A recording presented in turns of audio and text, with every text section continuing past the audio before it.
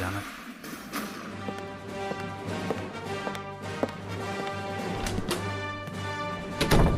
Hello, boys. You have intro music now? It's all because of our new corporate overlords. I sold the podcast to Disney. You did what? You're now part of the Disney Global Mega Corporation. They already own everything worth owning, and now they own you too. Oh god. Does this mean I'm a Disney princess now? I think it means we're all Disney princesses. Tight. How can you just sell us out like that? Being independent is how we're able to cover such a wide variety of games. Variety doesn't make me money. Disney makes me money. Why, with the money I made selling the podcast, I could buy a whole sandwich. Maybe even two.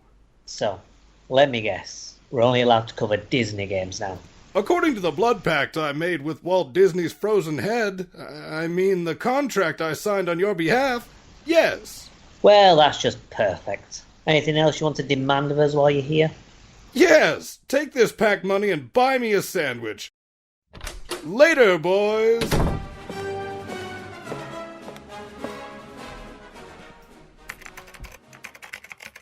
What are you doing? I'm searching Amazon for a crown. Tight. What?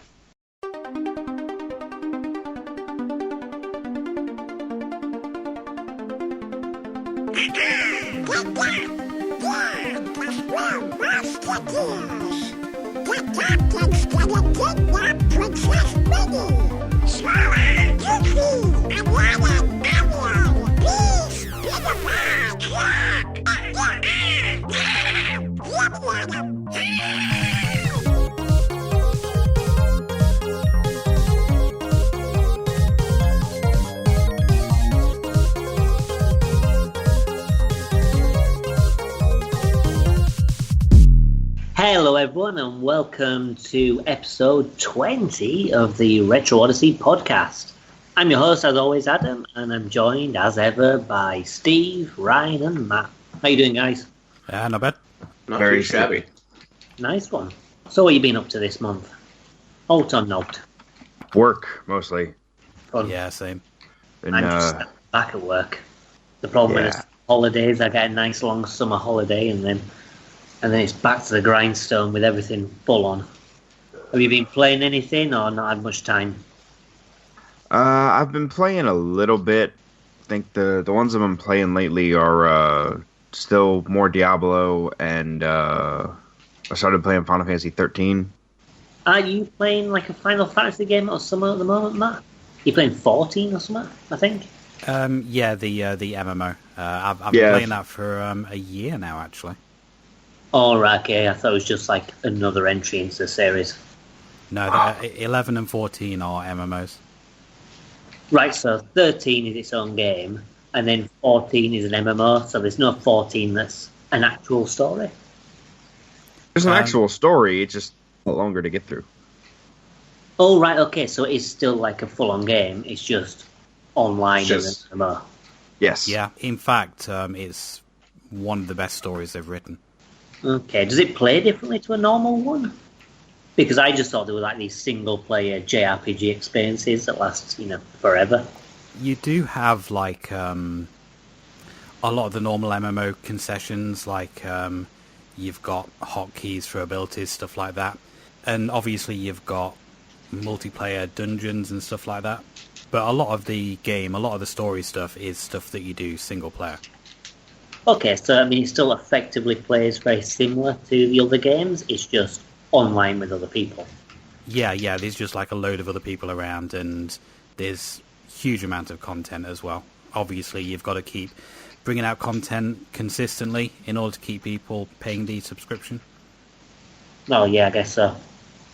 But, it works for some games, like World of Warcraft's been going on forever. And that game has no content. And that game has no content, but for some reason has loads of players. It does have a fair bit. I played that from 2008 to I think the last time I logged onto it was about January this year. And I will probably go back to it when the next expansion comes out. I've got no real interest in it at the minute. I have gone more into as I say, Final Fantasy XIV, which is holding my attention at the minute.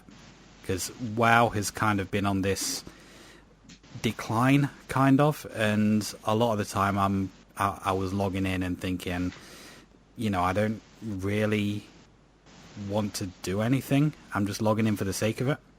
No, fair enough.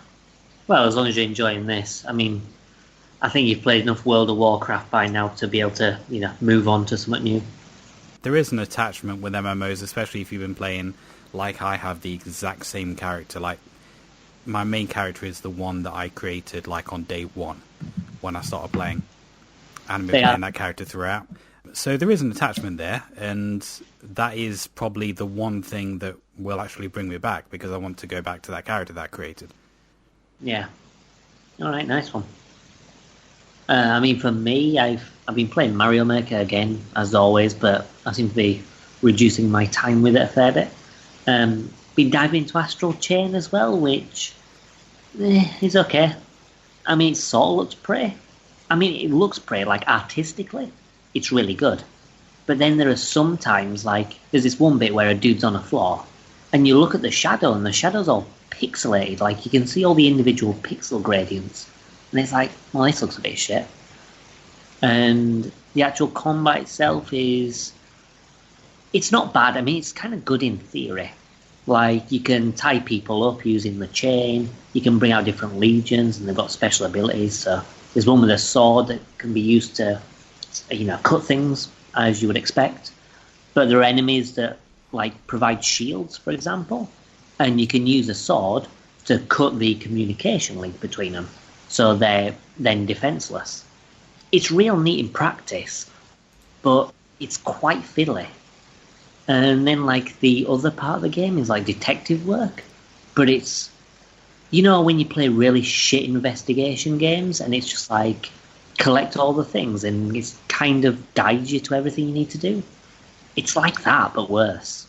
Because you collect all the information, and you get, like, a quiz, basically, on what's going on. But if you say the wrong answers, it doesn't matter, it just moves on, and you get fewer points, and that's it. So it just feels a bit like a waste of time. So it's like, there's no real incentive for me to pay attention, and there's no real thinking about it. Because even then, there's no thinking about what's going on. It's literally just, have you been paying attention? So, like, it's not a bad game, it's just kind of, I kind of just want to get through it at this moment. I find it humorous that it actually has a point system. Yeah, it's weird. I mean, like, the points are used towards, I think it's like for buying stuff and buying upgrades and things, so there is a point, but it's never really required. At least I get that feeling now, and I'm like halfway through. The story itself's pretty good. I mean, it's very anime, and it kind of has the predictable, your boss is kind of a bad guy, or at least that's what it seems like so far, and, these brother and sister, they've got daddy issues. And it's kind of like, okay, not kind of stuff we haven't seen before. But it's, right. I mean, the story is sort of decent enough. It is. That's what's keeping me invested at the moment, is the story.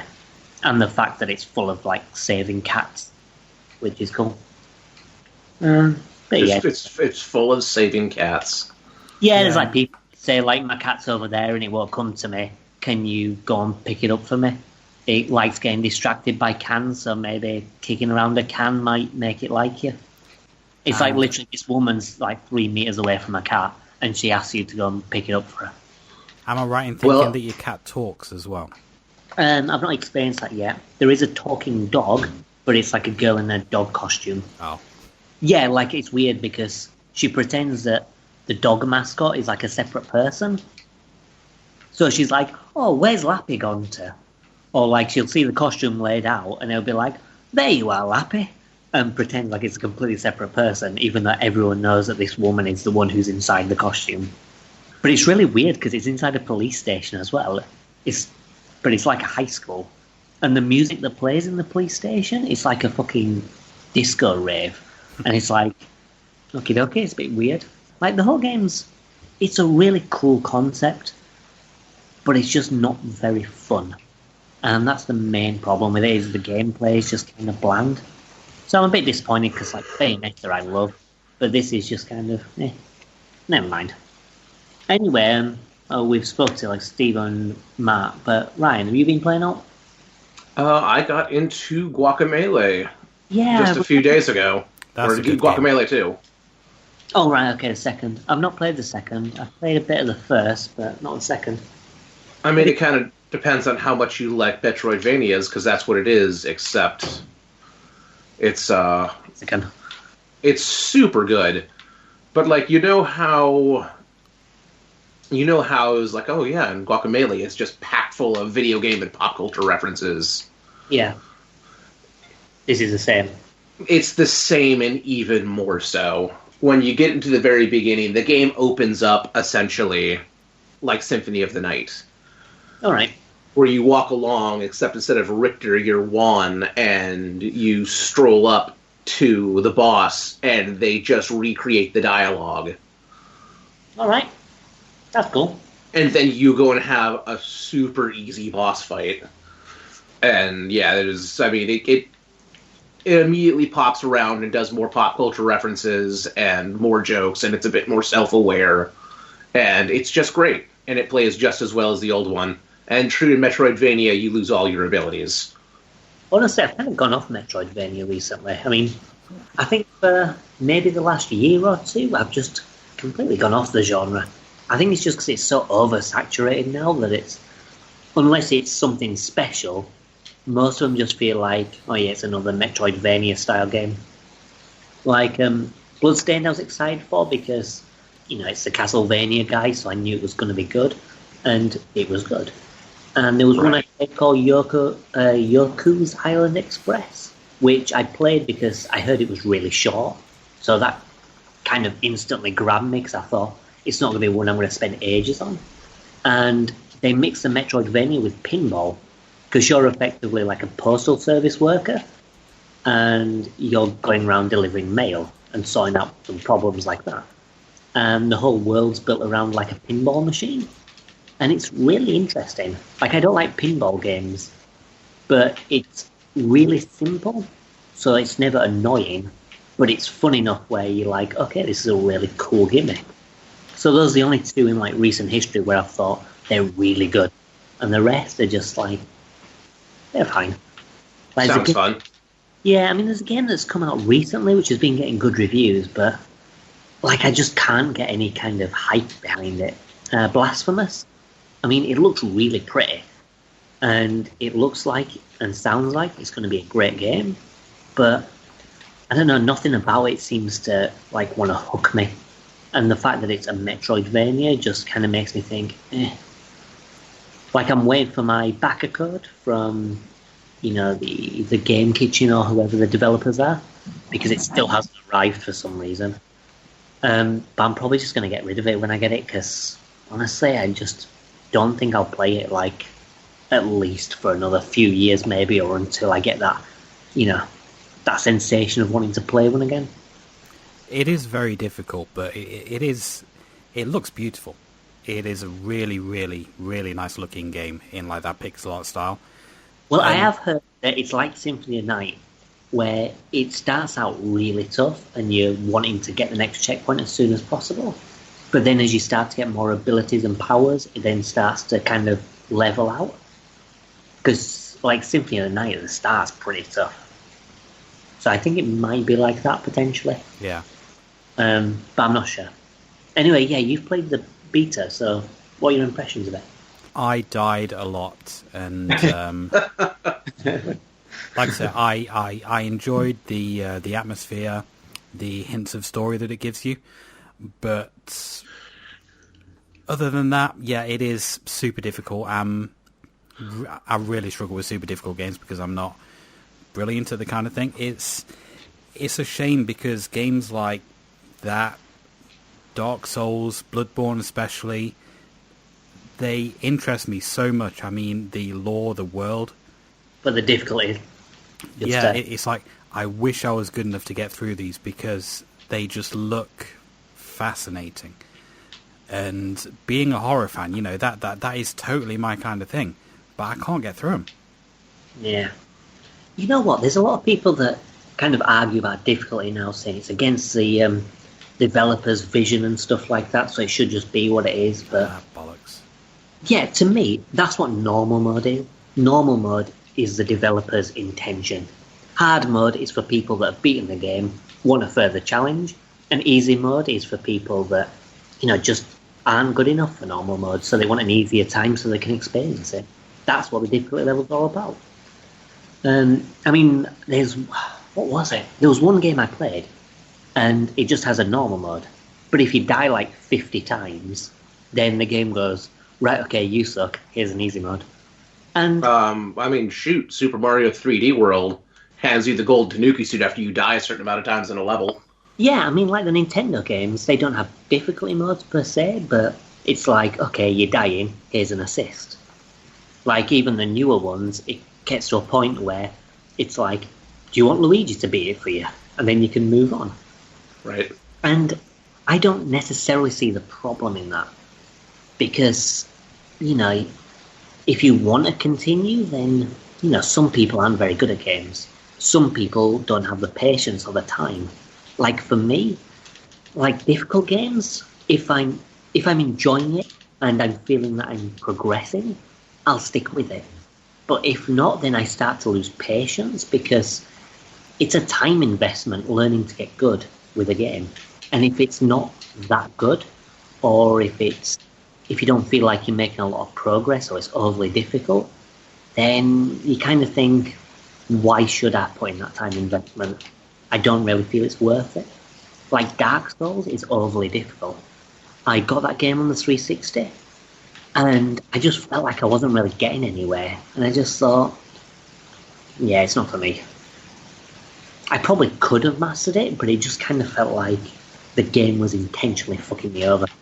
So I was like, okay, I've had enough of this.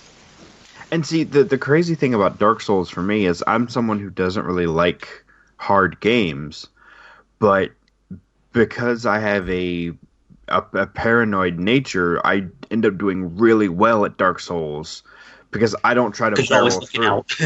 Yeah, I'm always got my head on a swivel. So like, something tries to sneak up on me, I'm like, oh no, you don't. Yeah, I suppose that's the other thing as well, is like, because of my impatience, sometimes I'm sort of careful, but sometimes I'm not. And I feel like in an action game, I tend not to be. If it's like survival horror, yeah, I'll be really careful. Stuff like Alien Isolation or Resident Evil, I'll be careful. But then if it's like a hack and slash game or an action game, I don't really feel that need to be overly careful all the time. So then I just get screwed over. And that's where they get you. Dark Souls is not an action game, it's an RPG. Well, yeah. But as I say, even then, I could probably still get to grips with it if I invested some time in it. But then there are people that aren't as good. But as Matt says, he's a massive fan of horror. And he really likes the lore. So why say to people like Matt, okay, this game's really for you, but we're not going to let you enjoy it because we want it to be difficult. Get good.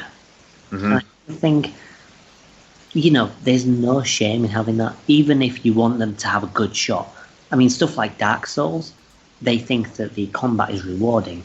So even if for that, they say, okay, die 50 times, 100 times, whatever, before you'll unlock the easy mode, just so we know you've given it a fair shot. And then if you really can't do it, fine, here you go. If you want people to try, do that maybe.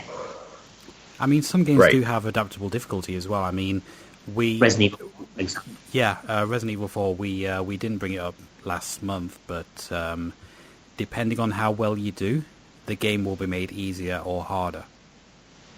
I mean, to be fair, that game is still pretty challenging anyway, so even though it's adaptive, it's not overly adaptive. If you really suck, then you're probably going to struggle with it anyway.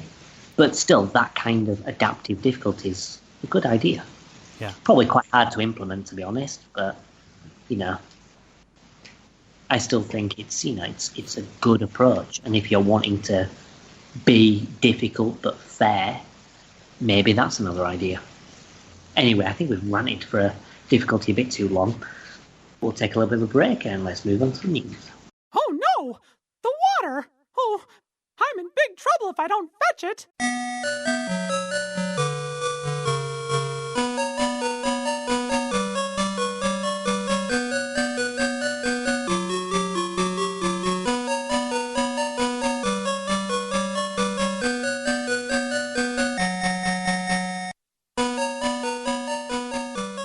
Okay, on to the news for this month. We've got a few interesting topics. The first of which is one lucky person has now won our limited edition Steelbook version of Resident Evil 4 for the PS2, and that is Colton Drennan. So congratulations, that is on its way to you. Congratulations, well done. A winner is you. And on to the main news topics. The first one is Mega Man Zero-ZX Legacy Collection is coming out on January the 21st, which has got 6 games in it.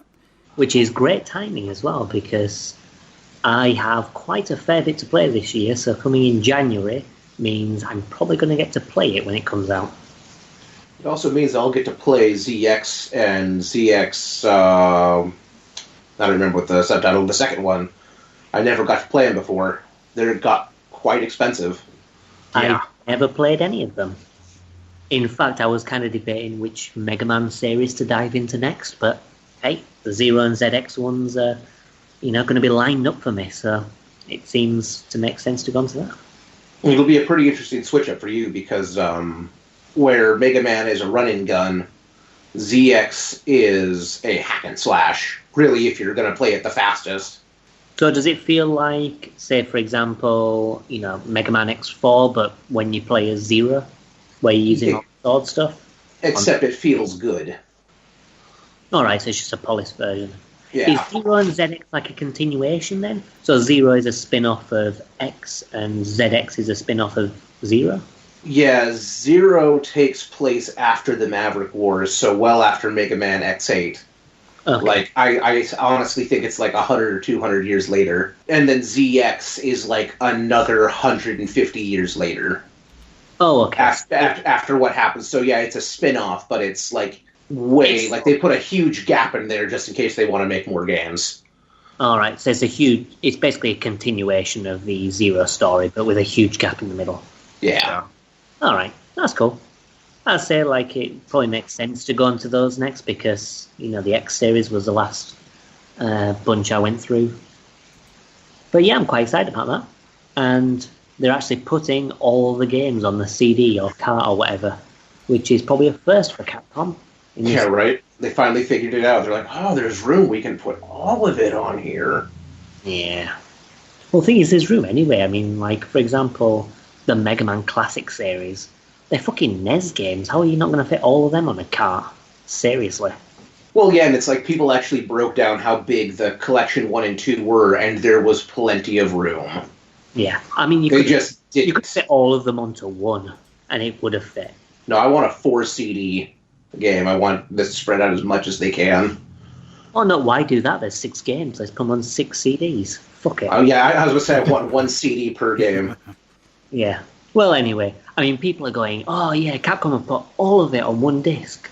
And it's like, why are you celebrating that? That's what they just should have done in the first place. And I want 3 of those games that you have to download. I want 6 CDs for 6 games, but 3 of them need to be downloaded. Yeah. I mean, I'll be downloading them anyway, to be honest. So, right. It's not going to make any difference to me. It's just whenever I hear about them not putting it all on a disc, it's like, well, what's the point? Otherwise, you're just buying a crappy plastic case for the game if it's going to be digital only anyway, or half digital. But it's nice for me. Yeah, it's I think it's a Spyro collection. I remember seeing something about the Switch version, and I think they've got the first stage of something on the actual cart, and then the rest of it is a download. Wow, it's something really weird. I think it's the first stage of the first one, and then half the second one. And it's really odd. Why have you done that? Apart from being cheapskates and wanting, buy the smallest possible car. It's why do it in the first place if you're just going to cheap out on it? Just do it digital only. If you're going to be like that. Because it's the same. Well, that's probably why they did it, just to save money. I mean, it was Activision. Yeah. Well, that's the thing. If they're going to be cheapskates, just do it digital only anyway. Because otherwise it's digital only, but with a plastic case that they're flogging you.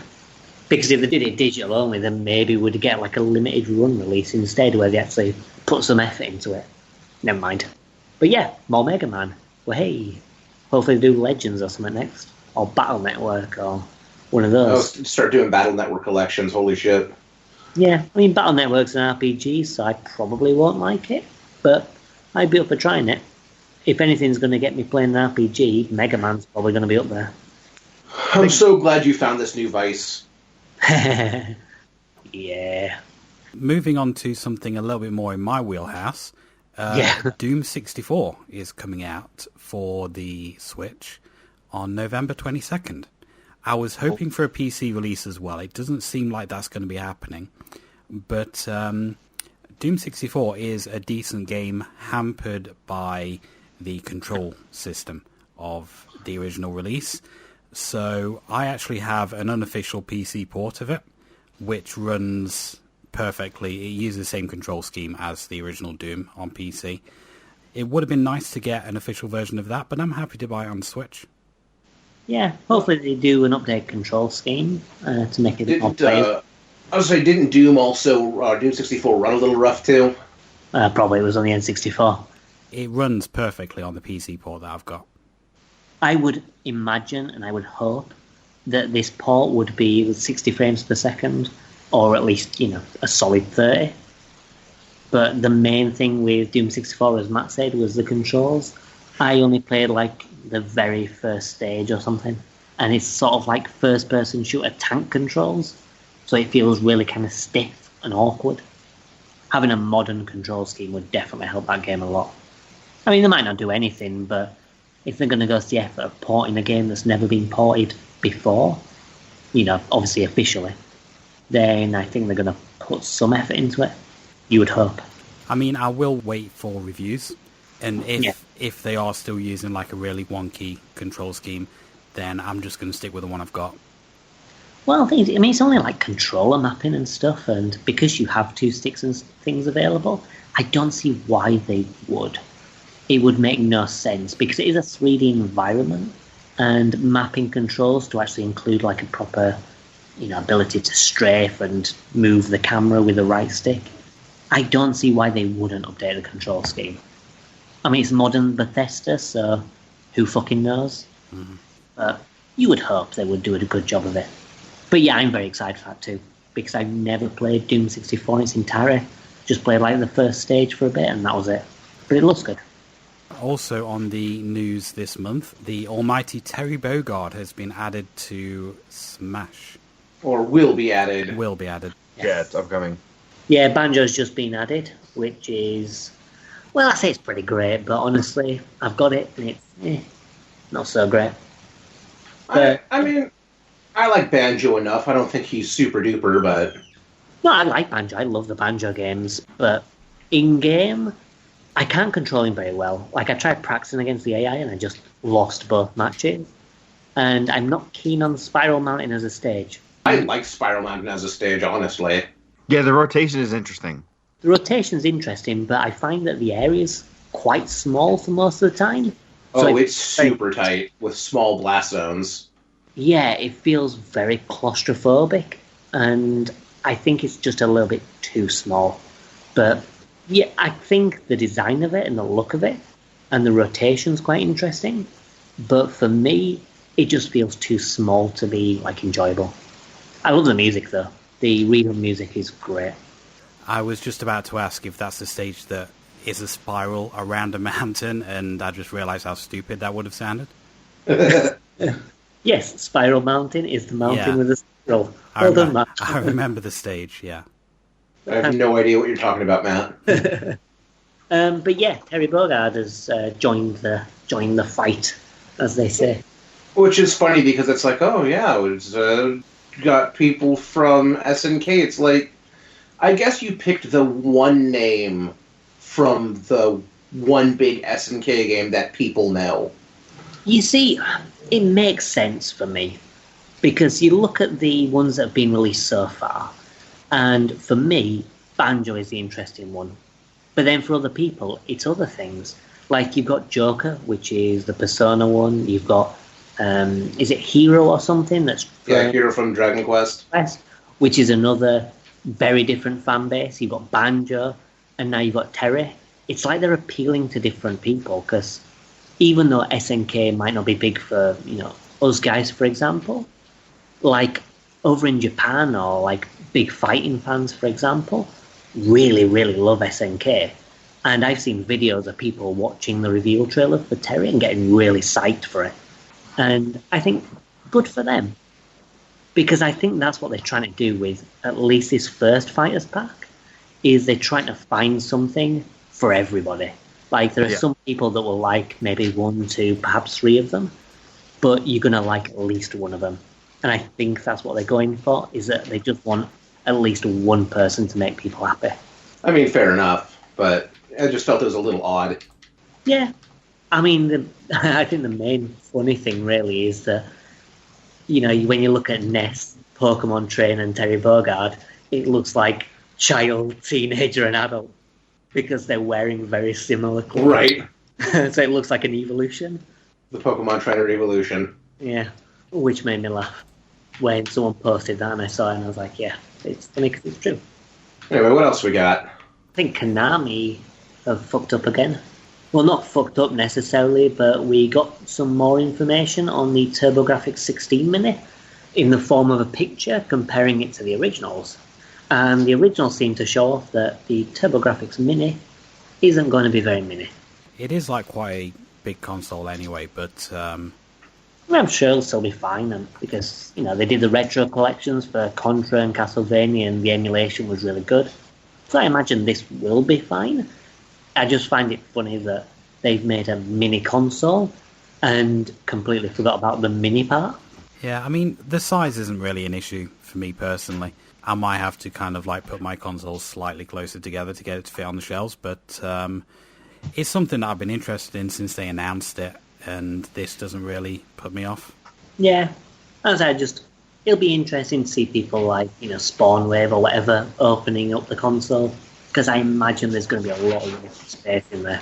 Well, yeah, and it's the Super Nintendo's not a tiny console either, but the NES, for what it is actually a very bulky console. And the TurboGrafx 16 Mini is big, whereas the NES Mini is small. It fits in the palm of your hand. The one thing I can appreciate, though, is that, hey, look, the TurboGrafx 16 Mini has a lot of games. Yeah. You know what doesn't have a lot of games?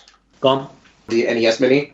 How many games did it have? Like 30 or something for the NES? Was it 30? Yeah, 30. Yeah, it's like 30, but a lot of them sick. I think. Was it a little bit less than that? I believe it was 24. All right. Shit. All I know is a lot of them aren't good. Yeah, but I suppose then you've also got the thing of, having something on there for everyone. But then there are some games that are garbage, which nobody wants. But well, yeah, I mean, it's like, I like my NES. I like my NES collection. There's just a lot of games on there that are like, you got these, but you didn't put Arkanoid on there? Like, yeah, but you look at NES Online, and it's like, we're going to release 2 games a month. 2 shit games no one gives a crap about. Yeah, and again, it's like that, and then half the time it seemed like they're putting in special editions because they're like, wow, a lot of these games were super rough. Yeah, well, no, they're doing like the special editions, but the special editions, it's like, we're going to put you before the final boss. And it's like, holy shit, this is lazy. Yeah. Because, it's like you could do something. You look at, for example, the Sega Ages games, and they actually do things to that. Like Outrun, you get, vehicle parts, which you unlock every time you do a route. So you can make things easier for yourself in further playthroughs. And you can do the harder routes with, like, turbo boost or better handling or whatever. And, it's just a nice little addition that really does make a difference. And then you look at the NES special editions, and it's like, yeah, we're just going to give you all the items and put you before the final boss. Thanks. Take that. That's worth it. Like, some of these games, they've got fucking, like, for example, Metroid, there are cheat codes to give you all the items. You don't need a fucking special edition. This is true. You just saved me typing in a fucking cheat code. But, whatever. But speaking of the Switch Online, we now have SNES games. We do. And this opening load of SNES games are actually way better than a year's worth of NES Online games. Oh yeah, they played. They dumped in all the good shit like Super Mario World, Yoshi's Island, Metroid Prime, Star Fox. Yeah, you got 2 Super Mario World games. You got Star Fox in there, Super Metroid, Super Mario Kart and stuff. Link to the Past. Pilot Wings. Link to the Past. Demon's Crest, I think, is on there. Which I hadn't played any of that before, but I sat down and played it for about an hour. Pretty good. Yeah, but you've got like these really good. Oh no, not Super Castlevania. Super Ghouls and Ghosts is what I meant. Yeah, Super. I don't know about that. Games are hard. Yeah, but still, you've got the rewind feature and everything. So this is true. You don't have much of an excuse these days. And yeah, I'm pretty happy with what they've released so far. And obviously the huge show stealers there, Super Tennis and Super Soccer. Oh yeah, definitely. I mean, I'm not overly familiar with the Super Nintendo because I never ever had one. So I'm familiar with some games that have been re-released, like Super Metroid, Link to the Past, things like that, through the 3DS Virtual Console or what have you. But I'm not overly familiar with the rest of the library. But in terms of the stuff that I am familiar with, I think they've got most of the best stuff. I mean, there might be a few games missing that, could do with being on there. I mean, waiting for them to release Mario Paint. Yeah. I mean, stuff like Super Contra and Super Castlevania, for example, they're on the Konami collections. You can get them by another means. Right. Really? What's missing? I mean, you people on the other side of the pond probably have a better idea because I think you're a bit more familiar with the Super Nintendo. Are there any, major omissions at this stage? At this stage, the Square Enix RPGs. I was about to say, I can take a look at my Super Nintendo collection real fast. It's sitting right here. I mean, okay, I'm looking at Chrono Trigger right now. Donkey Kong Country 1 through 3. Yep. Those might be a bit more difficult to get. I don't know what the rights are like with that. I know that, because obviously you've got Donkey Kong Country, which they did remake, but they did it with different villains. So but Donkey Kong Country was put on the NES Mini, so with the Kremlins, with the SNES Mini, yeah, it's because Nintendo owns it. Yeah. The issue with those re-releases had nothing to do with the enemies or the game itself. It had to do with the fact that there were rare icons within the game, is what I heard, and that's why it took them a long time to get. Yeah. They didn't edit them out. They just had to basically get permissions from Microsoft and Rare. Because Donkey Kong 64 was put on the Virtual Console after quite a while, and they didn't and you can still go through and play Jetpack, which was a huge deal because it actually has Jetpack in the game. Right. Okay. Cool. And you had to go through and they're like, yeah, we have to play this, and then you get a Rareware coin. And I guess they just had to go get permissions and stuff to clear that, and then it's fine. So right. Well, if they got it for the Mini and stuff, then presumably there'll be no issue in getting it on the SNES Online because they've already got the permissions. Right, yeah, and that's the thing is it's they're gonna do what they always do and give them to us in a slow feed. It also begs the questions: what other games could they get the rights to? Because I mean, stuff like Diddy Kong Racing, for example. Or Donkey Kong 64. I mean, they have issues. Obviously, Diddy Kong Racing now has stuff like Tip Top and Banjo and Conker in it. So that could be more problematic. But they are using Nintendo characters. I mean, the other thing... Nintendo would want to try and get those for a potential N64 Online or an N64 Mini. The other thing to keep in mind when you're talking about Rare now is that Microsoft seems very willing to play ball with Nintendo and, other platforms. So, I think we will see games more cooperation here. What other Rareware games were on this NES? Is it just the Donkey Kong Country games? Killer Instinct and Donkey Kong Country seem to be the only Rare games on the SNES. Yeah. And they just fucking ruled on the N64. Yeah. That's why if they could get N64 games, I mean, that would be a big deal. I mean, if they end up doing an N64 online service and got, the Rareware games on there.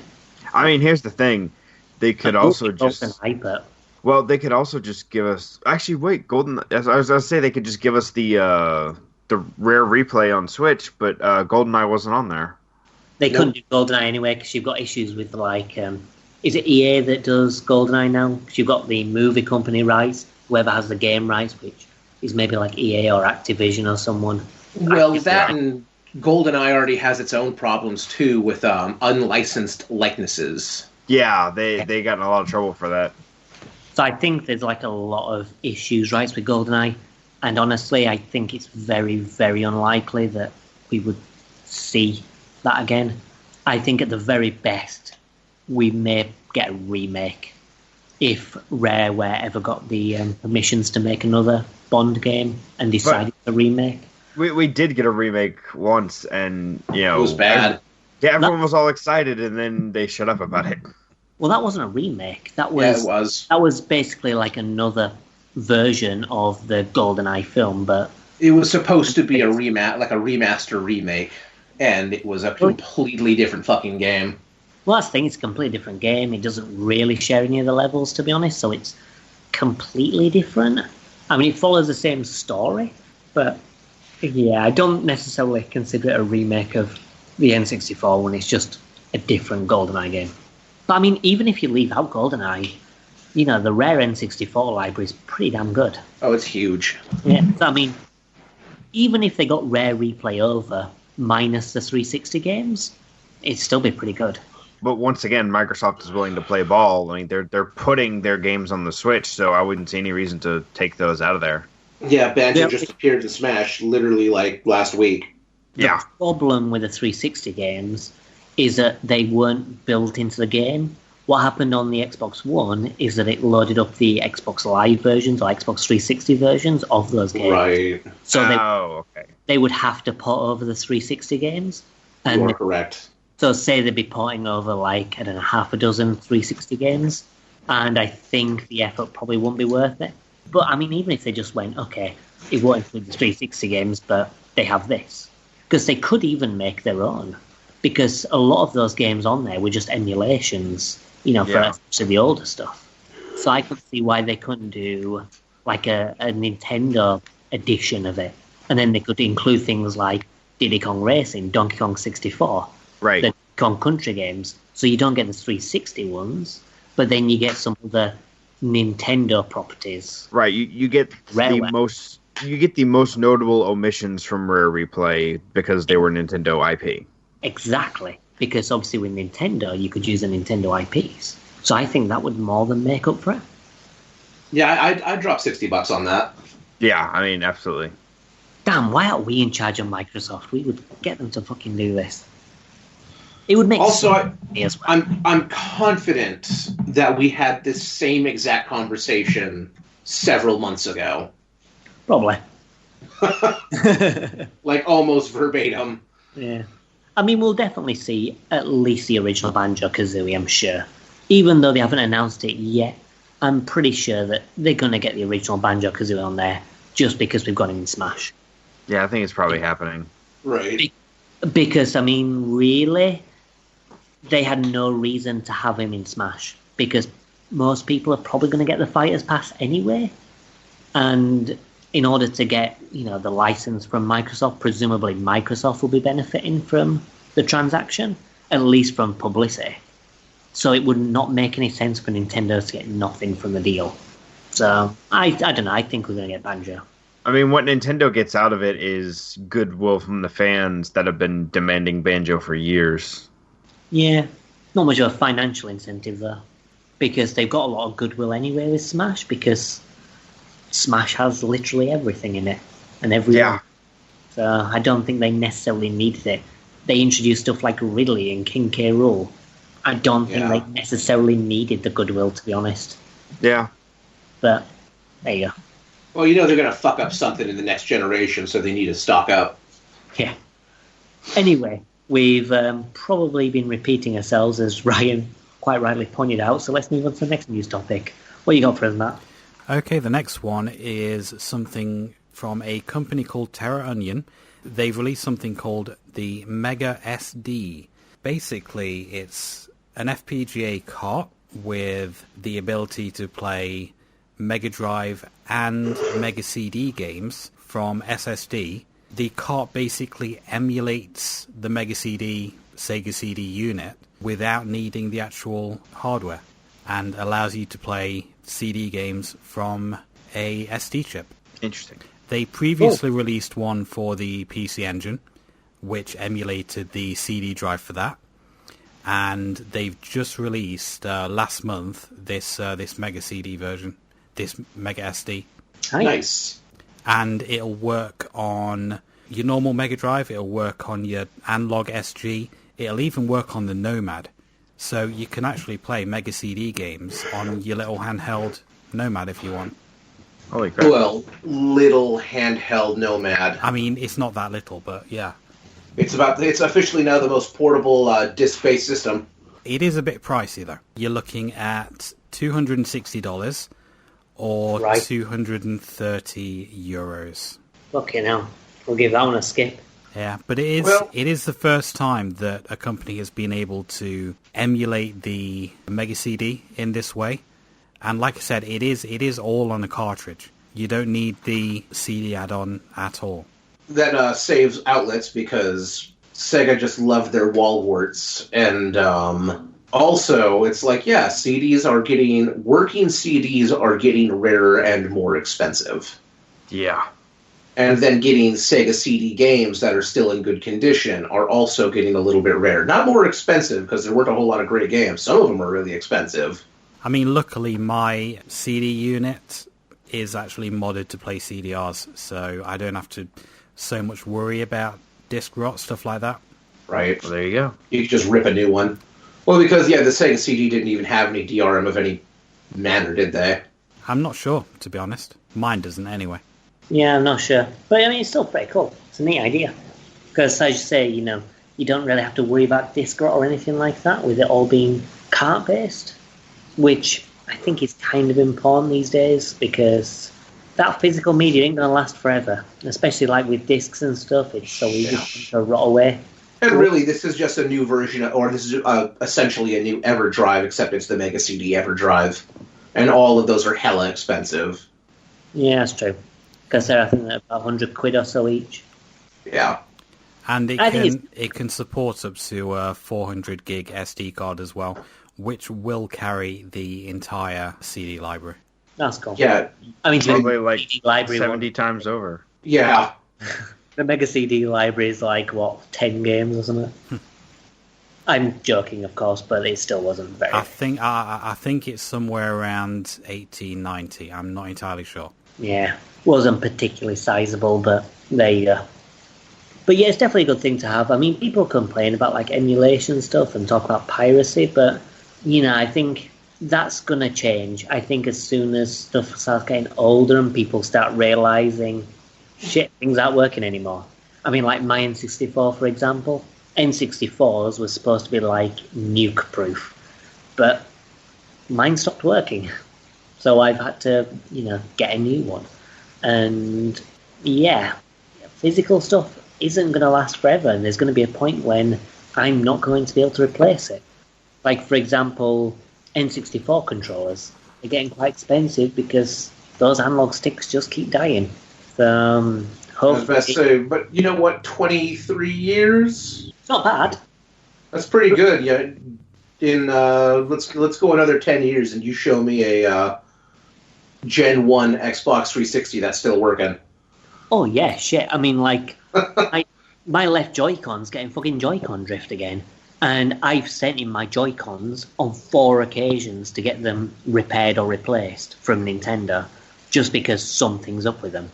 Three times it's been drift, and one time one of the buttons on the right Joy-Con, like, when you take it off I think it's SR buttons, L and SR, the tiny ones, one of those stopped working and the LED didn't light up.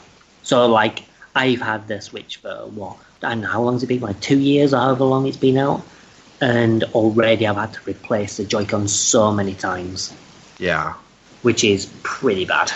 I don't know, that's so weird, because, like, I've never had any problems out of my Joy-Cons. Neither have I. Same. Thing is, what's odd as well is that normally Nintendo make really good quality products. I mean, you look at stuff like the GameCube, the NES, the SNES, the N64, whatever. even stuff like the Wii and Wii U, and they're pretty sturdy pieces of equipment. But then, like, the Switch, the Joy-Cons are a bit poo. I mean, they're really good design, but they just keep breaking. And I've mentioned this before, but the kickstand on the Switch is like the flimsiest thing in the stupidest place. And it's like, the Switch is a great machine. However, it does have some design faults which are really odd for Nintendo. You wouldn't expect them from, like, Nintendo at all. I mean, I love the Switch, but it does have faults, particularly hardware ones.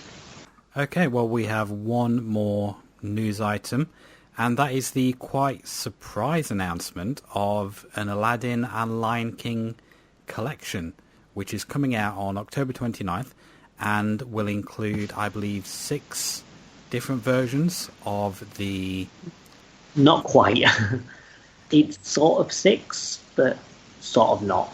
You've got the Mega Drive Aladdin, the SNES Lion King, and then you've got the Aladdin and Lion King Game Boy games, and then the Super Game Boy versions. So the Super Game Boy, correct me if I'm wrong, was that the addition to the SNES? Yes. Yes. And work on Yes. console? Yeah. So you've got like 5 versions, I suppose? Yeah, you've got the Game Boy versions for each. You've got the Aladdin and Lion King ones. Oh, no, I was right before. Yeah, there's 4 different versions. You've got the Game Boy versions and you've got the console versions. So you've got 4 games. That's a shame, too, because I never played the Game Boy version of Aladdin, but the Super Nintendo version of Aladdin is quite fantastic. Yeah, it's awesome. Well, It's totally different than the Genesis, but it's quite good. Well, I know that the SNES version of Aladdin's completely different because it was a Capcom game. And the Game Boy one, I don't know, I'd have to have a look.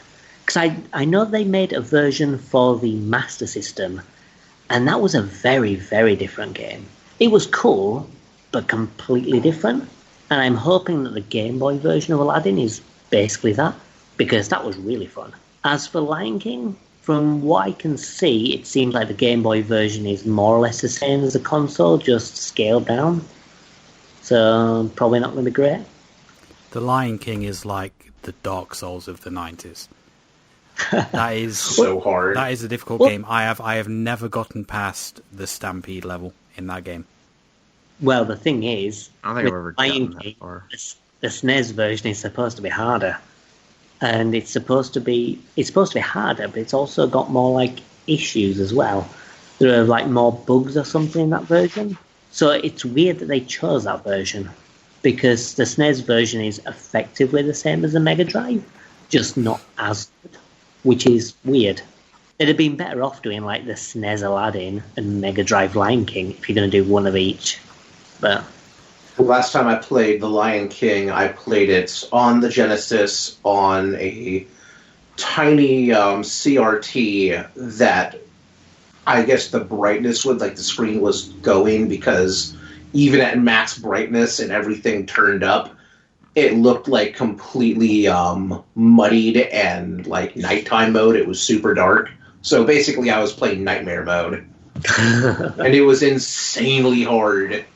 yeah, I mean, the difficulty in Lion King is really odd, because it starts out relatively simple and then it just takes a spike. Like, you've got a really weird section in, I think it's the second level, where it's the I just want to be king level, and you're swinging from like the tails of things, which is a bit Yes. awkward. And then it gets easier, and then it gets harder again. And the difficulty is just kind of all over the place. It's consistently challenging, but then you get like these huge spikes of difficulty.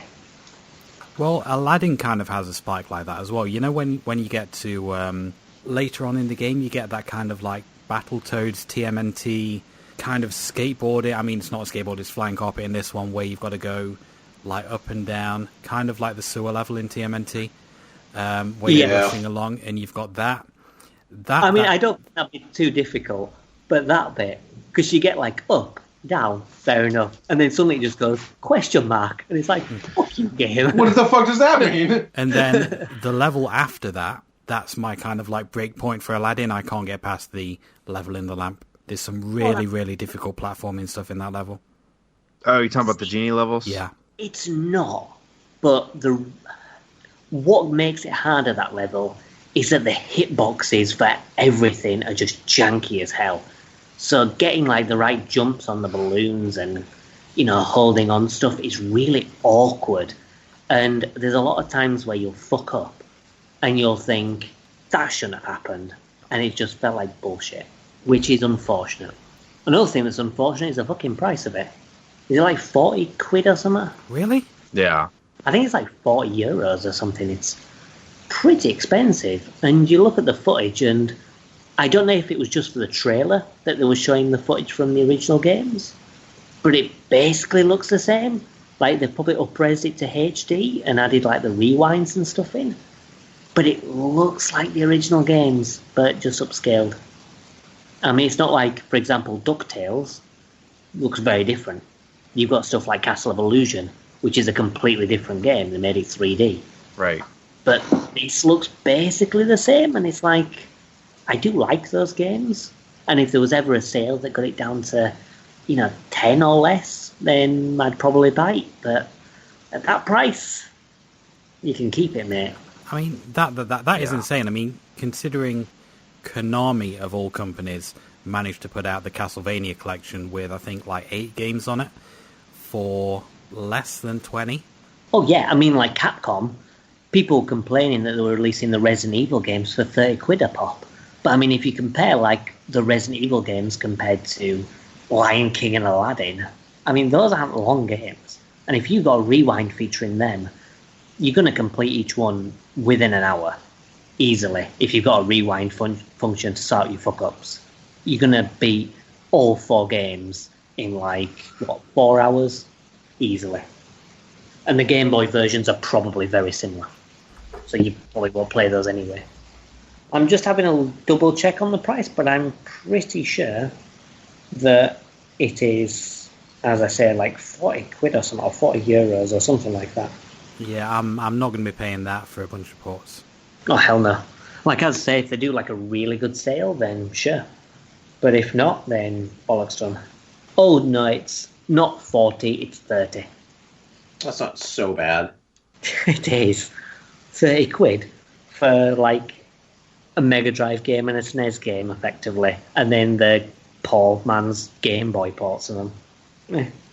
They've got, upscaled graphics, filters, customizable controls for all those buttons that they use, and a rewind feature. I bet the Mega Drive versions had customizable controls as well. Well, they've got like different control options, but you've got like a few different control options to switch between, and because there are only like 3 buttons, then yeah, it's basically customizable controls. But you look at something like, I think the SNK 40th Anniversary Collection, which had maybe 20 odd games or something in it. That's bloody expensive as well.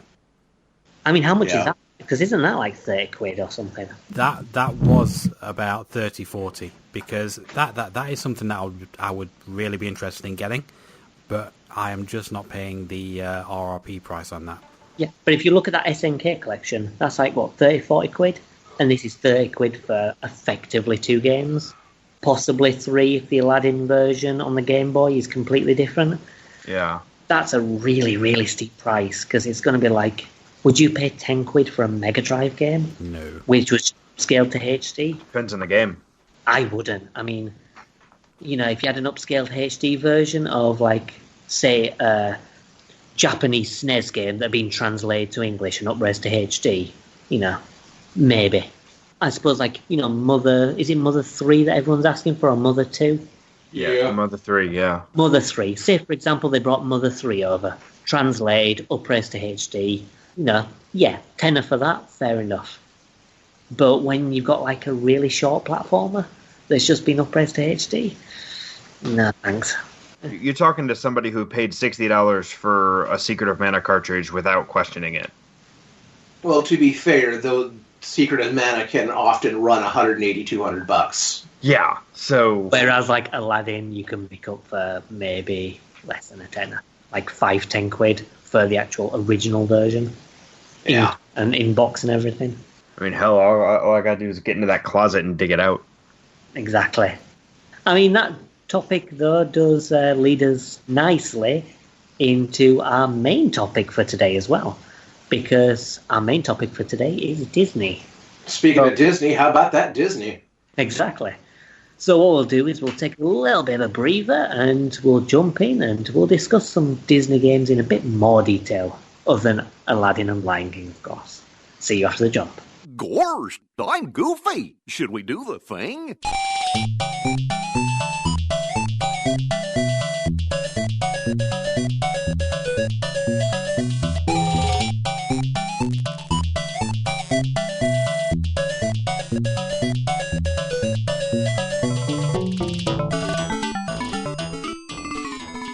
Right, so after that little bit of a breather and a nice little musical interlude, we're going to continue talking about our Disney topic. Obviously, we've just recently talked about Lion King and Aladdin with the recent collection, but one thing that Disney did like a lot back of in the day was making platforming games based on the films. I mean, Lion King and Aladdin are the big ones, but, you know, what other ones were particularly memorable to you back in the day? I don't know. We already talked about the two that I had. Yeah, I mean, for me, with the movie licenses for Disney, Lion King and Aladdin are the two that spring to mind. I know there was stuff like Little Mermaid and Beauty and the Beast. They had games. But Yeah, they had games, but I didn't have them. Yeah, they had them, but we fucking sure as shit didn't. I did have the Jungle Book when I was a kid. I believe that was for the Master System, but I don't really remember much about it. Yeah, me too. I remember there being a Jungle Book game, but I can't for the life of me remember anything about it. It's probably quite rare now because for some reason Disney do not merchandise the Jungle Book for whatever reason. So the fact that there was a game is actually quite odd, really. It's strange because wasn't that their first live-action remake? I'm trying to think if they didn't... You know, when they started all this live-action remake malarkey these days, I think Jungle Book was the first one, wasn't it, that they decided to do? Yes, I believe so. I think Jungle Book first, then Lion King. No, Jungle Book, then Beauty and the Beast, then Lion King, and you've got Little Mermaid in production. What about Cinderella? Did they do Cinderella? Live action? Yes, they do. Oh, I missed that. Yeah, it was directed by Kenneth Branagh, which is why it was so good. All right. Wait, they did a live-action Cinderella? When? Yeah, and it was great. What was it called? Was it just called Cinderella, or did it have like a strange name? I think it was just Cinderella. I think the actual first of the new, 3D remake or live action remake thing was Maleficent. Yeah, I was about to say, I think Maleficent came first. Yeah, it's true. But yeah, Cinderella, apparently that was marketed exclusively to Stephen. Yeah, seemingly. I've never liked the Cinderella story. It never really sat well with me. Because I always got the impression that the writer never knew how shoes work. Yeah, Because the fact that there's an entire party and it's just one woman with that size shoe seems a bit odd. Yeah, this movie is the one version of Cinderella's story that I actually liked. Why did they make that make sense?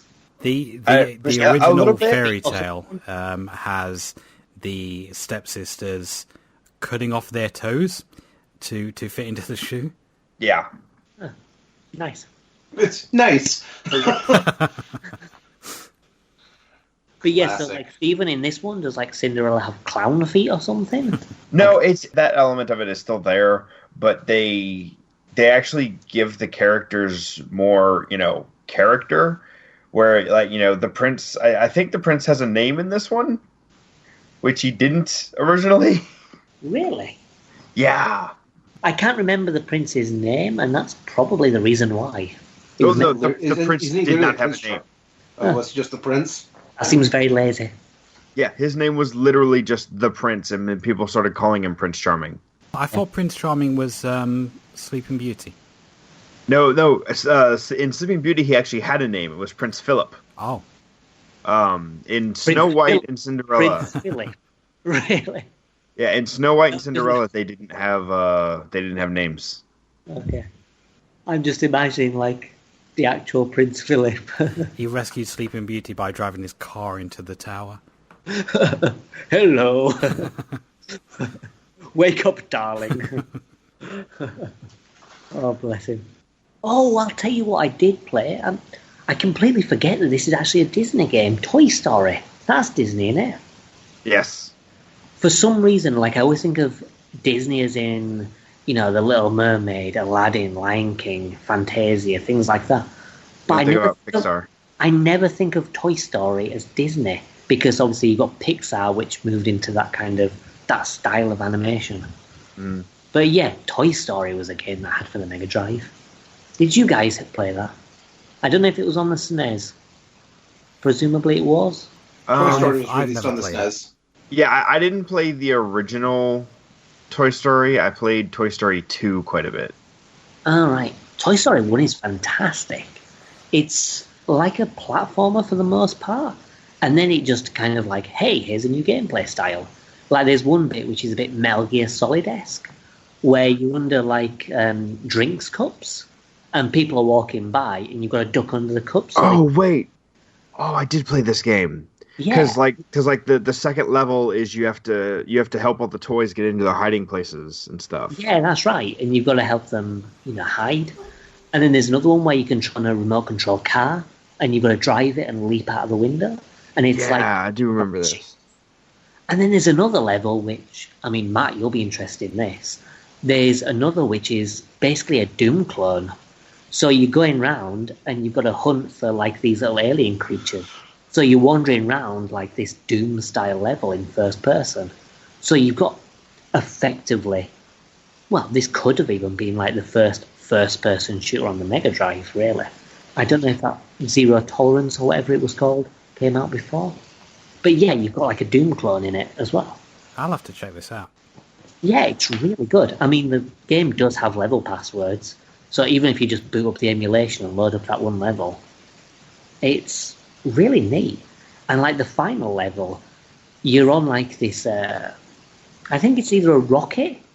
Yeah, I think there's a rocket and you and Buzz are tied to it and you're dodging cars trying to catch up with this moving wagon. It's really well done. Like the game's got so much variety. The first level or so, or the first couple of levels, feel a little bit janky because it's not like really tight platforming and things seem to be a little bit floaty. But once you get into it, the game does offer quite a lot. But yeah, like you mentioned Toy Story 2, Steve. That's a completely different game. Yeah. That's a 3D collectathon, I believe. Yeah, and it was pretty good. Going back to it, the platforming definitely is a little more frustrating, especially in the levels that have a vertical element. But that's just down to its age. At the time it was, amazing. Yeah. Nice. So what other games were big on the SNES then that were Disney titles? There was a few others, like I know I played like Fantasia, for example. That was another movie license on there, which was god-awful. And I know there was Jungle Book, and I think there's like a Pinocchio game, maybe? Seems to ring a bell. There were a few other licenses, which I don't think ever really got that popularity. Mickey Mania. Shite. No, in terms of like movie licenses. Oh, yeah, I don't know. You probably had a whole bunch of movie licenses that never went anywhere, because there was, we already talked about Lion King during the news segment. That had it. Aladdin made it. And then after that, it was kind of lacking in terms of what hit the mainstream. Yeah, no, it was going to be dedicated more to like the cartoons and stuff. Like the TV shows. You just brought it up then, but I think probably the other big Disney properties back then were probably the Mickey Mouse games. And it's kind of weird because unlike the movie licenses where you got them on both platforms, the Disney Mickey Mouse games were pretty unique for both of them. Mickey Mania both, but then you had like, I can't remember what they call it. Is it Magical Quest or something? You've got like transformations. Yep, Mickey Mouse and Magical Quest. And then Mickey's Magical Mirror on GameCube. Okay, so yeah, Nintendo had like the magical stuff. And then the Sega side, we got the Illusion games. Up until, I suppose Power of Illusion was the first Nintendo exclusive one, which was on the 3DS. But all the other ones were like on the Master System and Mega Drive and Game Gear. Mm. So yeah, tell me about is it Magical Quest or Magical Mirror, Magical Quest? Tell me about it. You can transform, and I know nothing else about them. I don't know about that one. I know Mickey's Magical Mirror on the GameCube was it was very much a game for young children. Like, it was set up so that you could use controller 2 to like point things out to them and then have them click on them from that. But it was a very basic game, clearly meant for very small children. Magical Quest. Yeah, no, you had various. I'm trying to remember, like Mickey and Goofy and Pluto are off, like playing in the park or having a picnic or some shit is the story, and they walk off and they disappear, and Mickey's like, "Oh, damn, where'd my friends go?" And he goes off to find them, and of course, suddenly, like I don't even remember, like he climbs a cliff or something, or I don't even remember. And it hasn't even been that long to play. It's some super contrived thing, doesn't really matter. And then suddenly you're going through different zones. Like you go through a Jack and the Beanstalk zone, and you get different power-ups that transform you. Like one of them, when you're going through the Hellscape, you get a you get a fireman outfit, and you get to put out fires and move blocks and stuff. Yeah, I've seen that. The fireman's outfit I've seen images of, and there's a mountain climbing one where you get to grapple beam yourself around. What other transformations were there? There's the fireman, there's the mountain climber, which gives you a grappling hook. Yeah. There is was it like a wizard? Yeah, the magician outfit, and you basically have a zap finger. You can shoot stuff with magic, and then you have your standard outfit, which just kind of allows you to like grapple and grab stuff and climb and whatnot. Yeah. Cool. So they're good games then? The Magical Quest is amazing, honestly. I know the Illusion games are pretty good. And yeah, I mean, Castle of Illusion is slightly overrated, if I can say that. Am I allowed to say that? I'd agree with you there. I played it last week, and yeah, it isn't as good as I remember it being. I mean, honestly, I think the Master System Illusion games are better than the Mega Drive ones. Like, it's still pretty good. Like, the music's really good, and they're really fun and really cutesy, and they are good games, but not quite the masterpieces as, people make out. Well, Castle of Illusion isn't. You've got World of Illusion as well, which I think is a lot more interesting than, the likes of Castle. But for me, I think the 8-bit games are a lot better. Like, the 8-bit games are a little bit different because it's designed around picking up objects and throwing them. And, like, Land of Illusion in particular is, like, amazing. That's, like, one of my favourite games.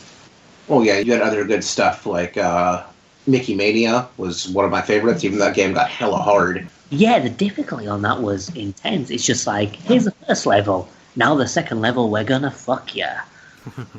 Like, the second level gets really brutal, especially like so you've got that cart that you're going along. Yeah. And you've got to dodge everything.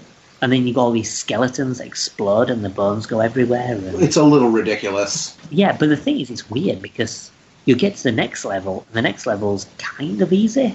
Like, is that the level with the mooses? Yeah. Yeah, I mean, that one kind of simple. And the difficulty is all over the place. It's a really good game, as long as you don't mind the fact that they balked the difficulty. Then you get other... well, that's the other thing, is like Disney games were all over the place just in how they played, too, because, like, on the Super Nintendo, you had Mickey Mania, and it's this ridiculous platformer, and then you have something like Goof Troop, and it's essentially a top-down puzzle game. Yeah. But, I mean, a lot of them were platformers, and a lot of them were quite, linear and quite formulaic in a way, for the most part. But then you had something like, say, one of my favourites, Quackshot, where they sort of had a very linear approach to the platforming. And I think that kind of helped liven it up. I mean, a lot of people like Quackshot, and I think that's probably the reason. I mean, even though the level design may not necessarily be the best, I think it just felt a lot fresher and the other is just in how they did everything, with like all the item upgrades and power-ups and things. Well, honestly, Quackshot almost has a Metroidvania light feel. It is. I mean, it is very Metroidvania light because, you get to a point where you can't progress, and it's like the game says, okay, we'll save here. Then when you come back to this level, we'll dump you right here. So once you've got the item, no problem. Need a red plunger to climb this wall? No problem. Go and fetch it.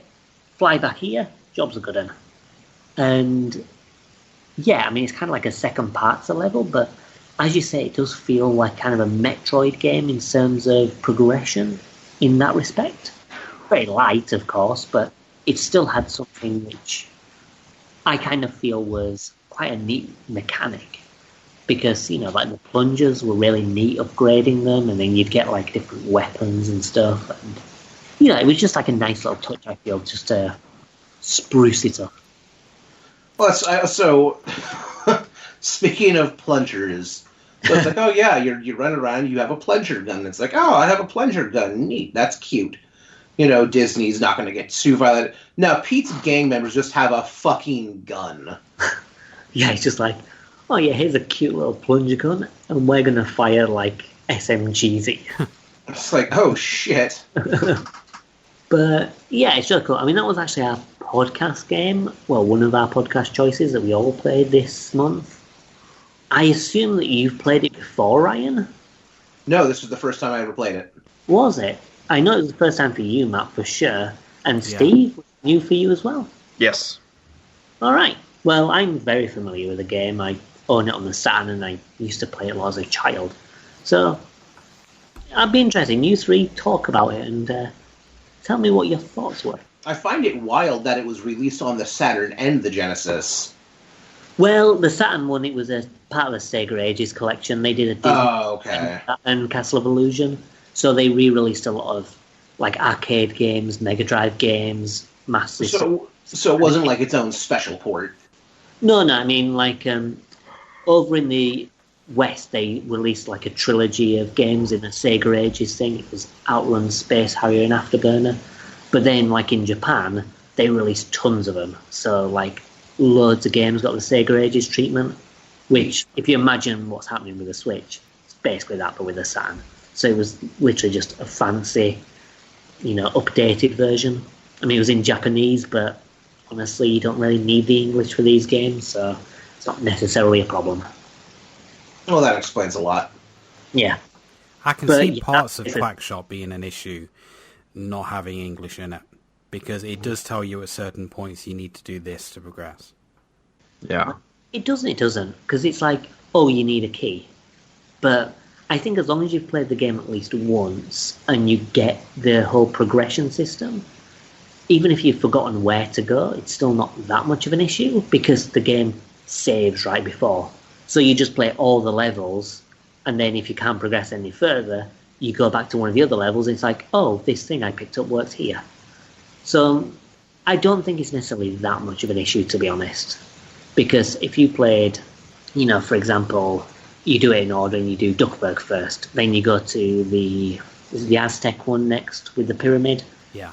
And you go to Dracula and you think, okay, I'm not finishing any of these. So then you go back to Duckburg and it's like, oh shit, here's a key. It's like, okay, go to the next level. I've opened this temple. Excellent. I don't think it would be as much of an issue for people that have, as I say, played the game at least once before and get the whole non-linear thing. But yeah. So how far did you all get anyway? Did you beat the game or? I got to Transylvania, and then that ghost fucker just killed me over and over again. You know the ghost? The big fat ghost that you follow, and then he turns into like half a dozen little ghosts, and they just fly in random directions, and yeah, couldn't avoid it. That bit is really obscure. What you have to do is, the red blocks that you can jump on? Mm-hmm. Your bubble gun, if you remember, destroys those blocks. Yeah. So you destroy the blocks, and there's like a little lift that goes up. So I don't think it's like the first group of blocks. I think it's the second. You'll see like a hole in the ceiling above you. You basically destroy those blocks, and it'll reveal a lift, and then it'll just take you up. Otherwise, it's an infinite loop and it never ends. Oh, right. It's a- I mean, I just kept getting killed, and then I lost all my lives, and the continue put me at the start of the stage, and I was like, nah. Yeah, I mean, honestly, that bit is really obnoxious. I completely forgot to warn you about that bit before you started playing. I did get past it as a child, but I remember that bit thinking, what the fuck am I supposed to do here? I think I literally just hit the blocks out of frustration with the bubble gun and was like, huh, okay, fair enough. But yeah. I mean, another bit that was quite obnoxious is the temple. The fact that when you get to the end of the temple, you can't get out with the plane. You've got to retrace your steps right to the start again. Yeah, you have to run. At least a lot of the enemies are dead. Yeah, like most of the enemies are dead or not there, so it's a little bit of a pain having to backtrack to the plane, but at least a lot of the enemies and stuff have disappeared, so it doesn't usually take too long. But I get what you're saying. Although I'm guessing that once you're in the middle of the temple and you meet Goofy, is it Goofy? Yes. Yeah. What the fuck is he even doing there? I don't know, just hanging around, I suppose. But I suppose there wouldn't really be any, logical way of the plane getting in there. I mean, they could have at least had something that dropped you down to the bottom, maybe. So then you just walk across, rather than having to retrace your steps. Yeah, I mean, one thing that didn't make sense for the plane anyway is the very first level, Duckburg. It says, oh, you need a plunger to get over this wall. It's like... And then a plane flying down. You have a plane. Just fly over the wall. But no, you've got to go through a temple to get the plunger. That is a fair point. Well made. Did you guys get any further, or did you get stuck in Transylvania as well? I got hung up in the same area. I didn't even make it that far. I went to Duckburg, got to the point where I had to stop, and then went to the desert and just beat it. All right. Well, what happens is you start off and you have those 3 areas open to you, so you can go to any of them. And when you've beaten Transylvania, when you've beaten those 3, you then unlock, I think it's 4 or 5 more levels. And you have to find, I think it's a map or something, or I don't know, whatever it is. It's some excuse to have to search the area. And you go to Egypt, you go to Siberia, you go to a bunch of different places. And then finally there's a showdown where you go to the jungle. And then like some other place, like a secret temple or something, from what I remember. And yeah, it's a pretty neat concept because you got a lot of that going backwards and forwards and collecting different items and upgrades. Like you upgrade your plunger where it sticks to people as well. Well, sticks to people and animals. So you know those birds that fly over your head in the Aztec one? And they drop like beehives and stuff. Is that what there's on their face? I thought their beak was just all fucked up. No, I think they drop bees or something. Yeah. There are those. Yeah. Well, you actually get a plunger where you can fire them upwards and you can hit the birds. And then you can grab the plunger and ride the birds. And it's sort of like a shmup section where you're going up and down using the bird. You can't fire, but you have to avoid stuff. And it's kind of neat. Yeah, I watched a playthrough of the rest of the game. So I did actually see like how it all plays out. Yeah, I mean, it does have some really neat stuff in, like some really neat bosses. For me, I really like the look of the game and the non-linearity. I say non-linearity, and it is still sort of linear. It's like you have to get this item to access this thing. So it's still kind of linear. But it's... I don't know. I say, like, I find the game quite easy once you know how to get past the obnoxious parts, like the ghost bit. And I find it's just like a very kind of relaxing experience for me. Unlike, Castle of Illusion, where it does actually get quite difficult in places. Well, they still got quite difficult for me. I mean, I was getting quite frustrated with it. And to be honest, I thought I was going to really like this game, and I ended up just not liking it. Just the gameplay of it just didn't really click with me. I mean, I'm not the biggest fan of platformers anyway. But yeah. But it just didn't grab me. And I didn't like the music as well. People say that the music is really good in this game. I found it, like, not very good at all. Really? Yeah. I find it catchy.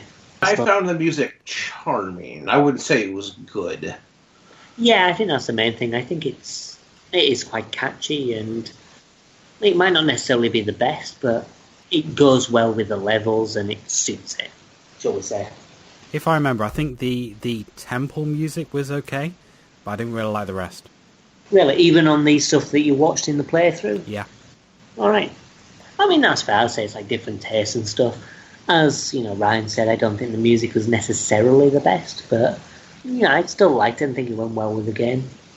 One game that I would recommend you stay away from, though, is they made another Donald Duck game on the Mega Drive called Maui Malad, where you're basically like a ninja.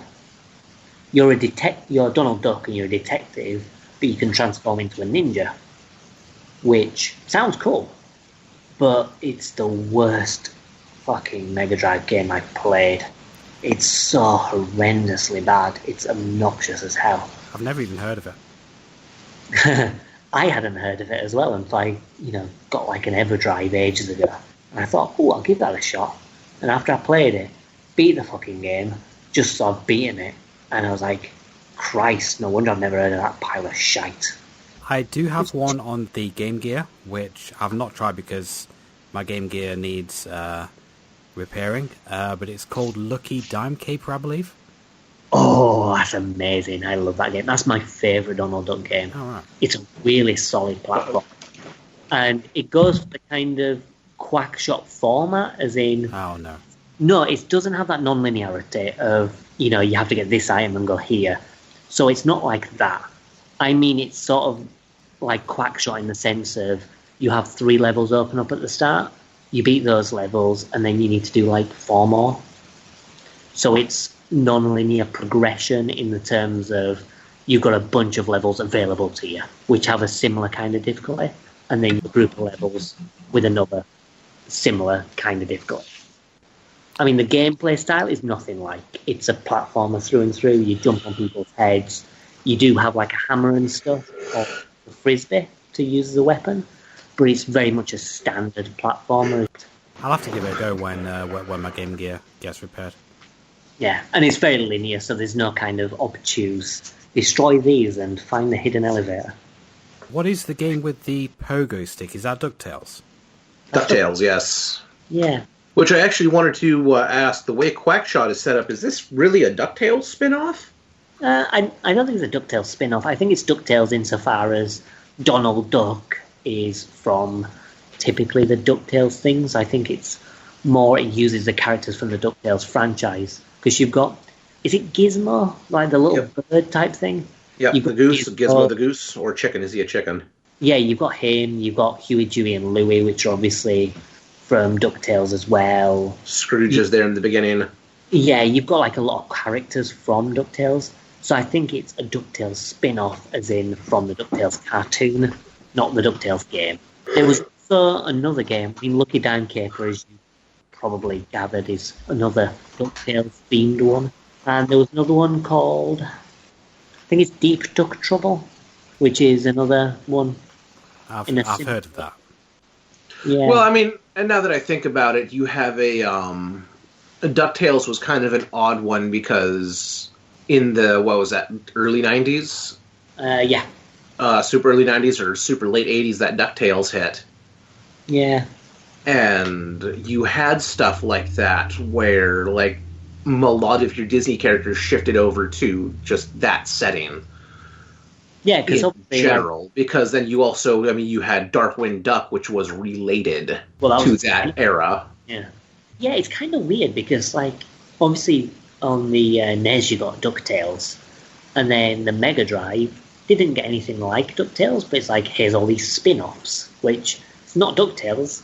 It's not, based on the DuckTales game or DuckTales 2 or whatever, but we're just going to use that setting. Yeah. And, yeah, I mean, aside from that, we had, obviously, the 3D platformer with Toy Story 2, and then you've got, like, a million 2D platformers. Did they necessarily go into, like, other genres, Disney? I'm trying to think of games that weren't, kind of platformers back then. Now, like I said, there was Goof Troop, which was a top-down scoot blocks around puzzler, but Most of the time it was platformers. Most of the time, it was platformers. It was probably when they went on to the next era after like the Mega Drive and SNES that they started experimenting a bit more. Because obviously you had the 3D platformer with Toy Story 2, which was that on the PlayStation and the N64? Yeah. And then moving on, we also had any other games that weren't platformers. I mean, we have a game that we're going to move into in a moment. I mean, we go far into the future of Disney Interactive, and we get to Infinity, which is completely different. Yeah, definitely. I mean, back then, like in the PS1, PS2 days. I'm trying to think. I don't think they were as really.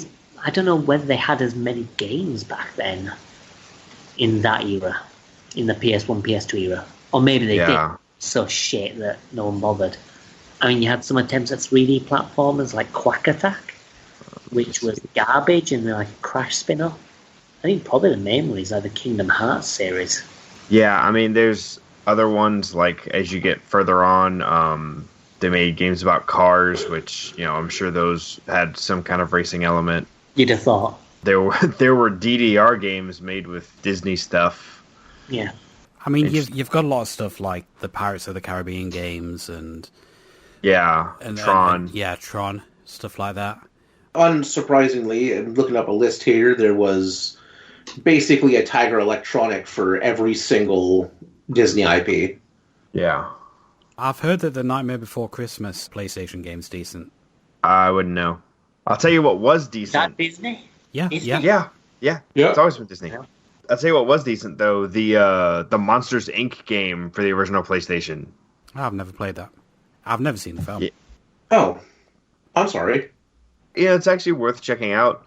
But the PlayStation game was actually surprisingly good, even though it deviated from the film, again, as they usually do, because they need to put more content into the video game. But, we didn't expect the game to be as good as it was. So, I know it's not quite retro yet, but I know that, can we count the game Alice as a Disney game, even though it wasn't made by Disney? That is a very good question. Like, is it?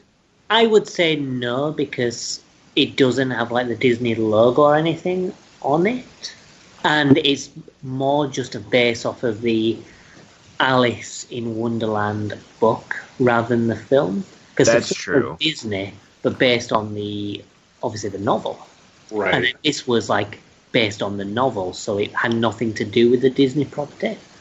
So I think the only Alice in Wonderland game was that one maybe on the 360, which was based on the Tim Burton one. I think there's a Super Famicom one, but it looks like a painting game. Was that yeah? There you go. There's an Alice in Wonderland on the Game Boy Color platformer, and it was an ultra-violent FPS. Wait. The Alice game that came out later, that was made by American McGee, who was actually one of the level designers for Doom, interestingly. Yeah, everything links back to Doom. Yep. There we go. But yeah, that was a pretty good game. And the sequel as well was pretty good. Anyway, it's not Disney, so we won't talk about it too much. It's pretty much thoroughly dominated by platformers until Kingdom Hearts, I suppose. Until Kingdom Hearts rolled up. Yep. Which leads on to our next game, Kingdom Hearts 2.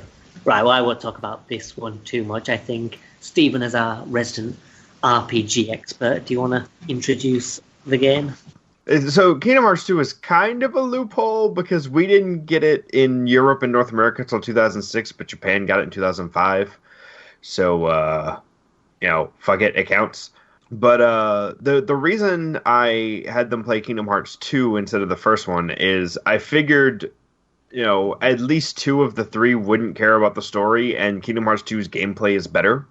So the whole thing with Kingdom Hearts was Square wanted to make a game about Mickey Mouse and just happened to be working in the same building as Disney in Japan.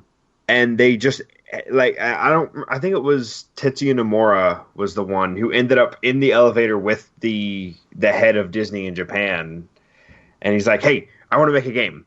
And they started talking, and Square wanted it to be a game about Mickey Mouse.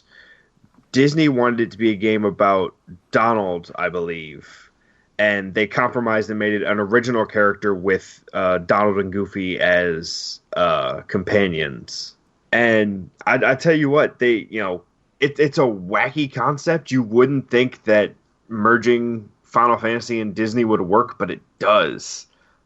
As evidenced by the decades-long series. I mean, it works in the sense that it was popular, but I don't know whether it's just me, because Kingdom Hearts 2 was my first experience with the series. But seeing like these Final Fantasy characters alongside the Disney ones, it felt like weird. I mean, as a kind of a crossover thing, you often get, these crossover games with like two completely different properties, and they seem out of place, but it's fine, it's a crossover thing. So it wasn't necessarily a problem, but it still looked a bit out of place. Like, I can get past that pretty quickly. It's just, my biggest problem with Kingdom Hearts is the story makes no goddamn sense. It probably makes sense. It does. It does. It is, and you just... well, here's the thing. And the story is not bad if you just go, okay, it's ridiculous. If you're wanting to, like, pay attention to everything, like, there's some characters that I think, who the fuck's that? And I don't know whether it gets revealed later or whether from previous games or whatever, but there's a lot of, I have no idea what the hell's going on. It depends on the character. I think I don't really know if a lot of it is to do with the fact that I haven't played the original or like any of the spin-offs or whatever. So I don't know if I'm missing some of the story or whether it's convoluted. Based on the characters I know show up in the early game, there are some of those characters you will not recognize because they're from Final Fantasy. Yeah, I mean, I'm not very familiar with Final Fantasy, so that could be a reason. Well, that's the other thing is... What do you describe as early game, by the way? Because I played the game for like 3 hours and got to the opening logo, which would indicate that's early game. But for a lot of games, 3 hours would be the game. So, not for Squaresoft. Right, okay. So it's 3 hours early game? Yeah. Or 3 hours and a bit more than that still early game? Yeah, I mean that entire opening section where you're not playing a Sora, that's the prologue. And yeah, it goes on for way too long. But that's, that's Squaresoft. When you said not playing a Sora, you could have just stopped at not playing, seeing as like out of those 3 hours, maybe 2 hours of fucking cutscenes or text boxes. Yeah, so admittedly, that is a problem with it. Like, it goes on for way too long. I mean, to be honest, that's something I find quite typical of a lot of RPGs, to be honest. So I can't necessarily criticize the game for that. But still, for me, it's an issue. And that's probably one of the reasons why I have issues with the story, is because sometimes the cutscene's gone for too long, and I'll check Facebook or something, or, like, make a cup of tea, because it feels like it's just going on fucking forever. And I'll try and pay attention, and I'll try and get the gist of what's going on, but I can't listen to every single thing and, take note of everything that's happening because it's going on for a long time and it's not particularly interesting for me. And that could be the reason why I'm not getting a lot of the story in that early game, or it could just be because you're not playing as Sora, you're not playing as the main character, as you say. I mean, it's the opening is at least in part designed to hook you in by, like, you've now played for Sora for 2 games and you don't have Sora. It's like, well, when am I going to get to him? So I think they expected that to keep driving people through the opening, which, kind of. But people are like, where's my handsome boo? Yeah. But the biggest thing with Kingdom Hearts and its nonsense is, it's not... That's nonsense. It's not super difficult to understand, if you have the information available to you. It's just a lot to remember. Yeah. But, jumping into basically the middle, like you guys did, you weren't going to understand most of what was happening because a lot of the establishing stuff was done in the first game. I mean, in fairness, I kind of expected that anyway, because I do kind of get that feeling with RPGs in general. But yeah, I find RPGs quite impenetrable when it comes to story because they tend to be overly convoluted. And it probably didn't help that this is like the second one in the series. Third? Oh, is there a spin-off game in between? And this is one of the other things about Kingdom Hearts that tricks up a lot of people. There's no such thing as a spin-off game. Every game, whether it be handheld or main console, is the main timeline of games. So a lot of people, they played Kingdom Hearts, and then Kingdom Hearts 2 comes out, and they played that, and they're going, okay, what the hell happened? Like, there's all this stuff that I apparently missed because it was in the Game Boy game Kingdom Hearts Chain of Memories. So every game in this series is important. Some more than others, but there's no such thing as a spin-off game for Kingdom Hearts. It's all important because Tetsuya Nomura is a mad person. That's a kind thing to say, really. I mean, stuff did start making sense for me after the prologue section. It does reveal, like, a lot of what's going on when you start playing as Sora and you meet up with Mickey and... what's the wizard's name? Yin Sid. Yin Sid, which is Disney backwards. It does kind of like go on and explain a lot of stuff. Yeah, it gives you a little bit of the cliff notes from the first two games.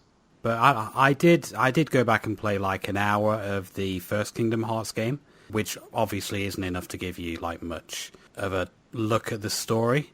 It is something that I'm going to go back to definitely because I was playing this on the PlayStation 4. I picked up the final mix versions, 1.5 and 2.5, so I was playing on them. And in Kingdom Hearts 2, I got as far as Mulan stage, which was about 5 hours in for me. So you got most of the, hey, here's what you're doing for this game. Yeah. Go nuts. And you did get to the drive forms. Yes. Yeah, which is one of my favorite mechanics in the game, and I'm sad it didn't come back for 3.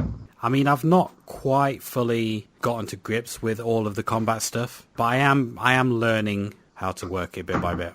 Yeah, it's one of those that takes time to get used to, like a lot of RPG systems. Yeah. I mean, I didn't think the combat was necessarily so bad. I mean, obviously there's games like the Final Fantasy games or whatever, where it's a lot slower paced, and I find those quite obnoxious most of the time. Mm-hmm. And this was definitely a lot better than that, but I can't go as far as to say I enjoyed it. I can just appreciate that it's not as bad as a lot of RPGs do. Maybe once I get used to the combat, or do you start getting more stuff as you go on? Yes. Presumably, that's like most combat. Yeah, so... when you get to the point that Matt is at, you get to the point where you can activate a mode where you can use 2 Keyblades. Okay. And then, you get stronger forms as you go along until the last one you get, you're literally floating on the ground and waving your Keyblades around with magic, and you just feel like a god. All right, cool. So it does kind of change. I mean, I'd say the combat seemed okay, but it wasn't interesting enough for me to hook me in. And the combat would have to be really good because, I'd say, like with the cutscenes and all the dialogue and stuff that happens, that was enough to put me off quite a lot. Yeah. And I think that with RPGs, they have to have that good balance because if the gameplay is good enough, then the story stuff, if it's a bit overly long, I can still kind of get by it to an extent. And yeah, I just couldn't do that with Kingdom Hearts 2, so I didn't enjoy it. I'll tell you what, graphically, it looks brilliant. I think it's a very pretty game. I'll give it that. Oh, yeah. Like, just the style and the graphics they put into it, like, it looks really good, especially on the Final Mix versions. Yeah.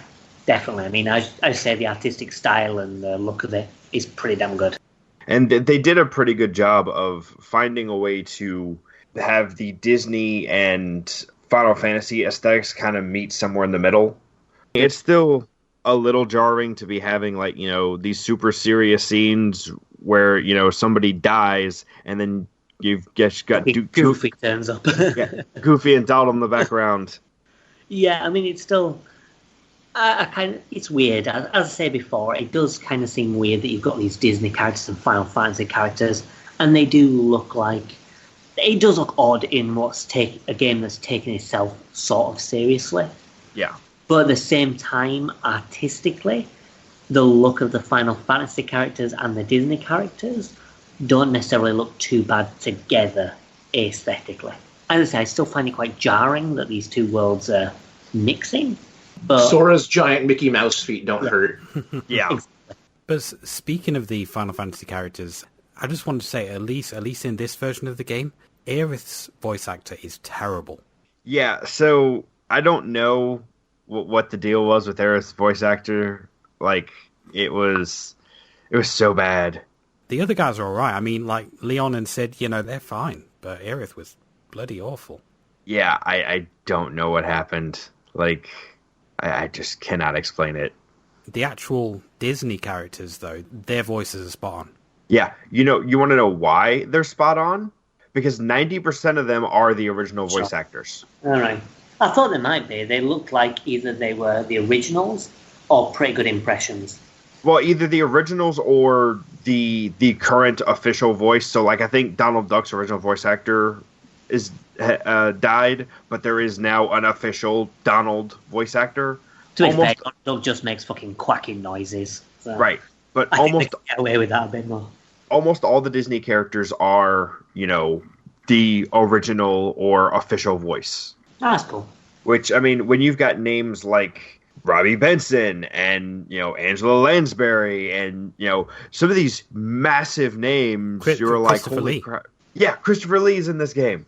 It's going to be quite funny, really, because I can imagine, like, these actors are doing the cartoons and saying quite sensible stuff that's aimed at children, and then being given these fucking ridiculous scripts and thinking, what the fuck is going on with this shit? Oh, no, like, Christopher Lee is totally up for this kind of nonsense. Like, he was always up for this kind of crap.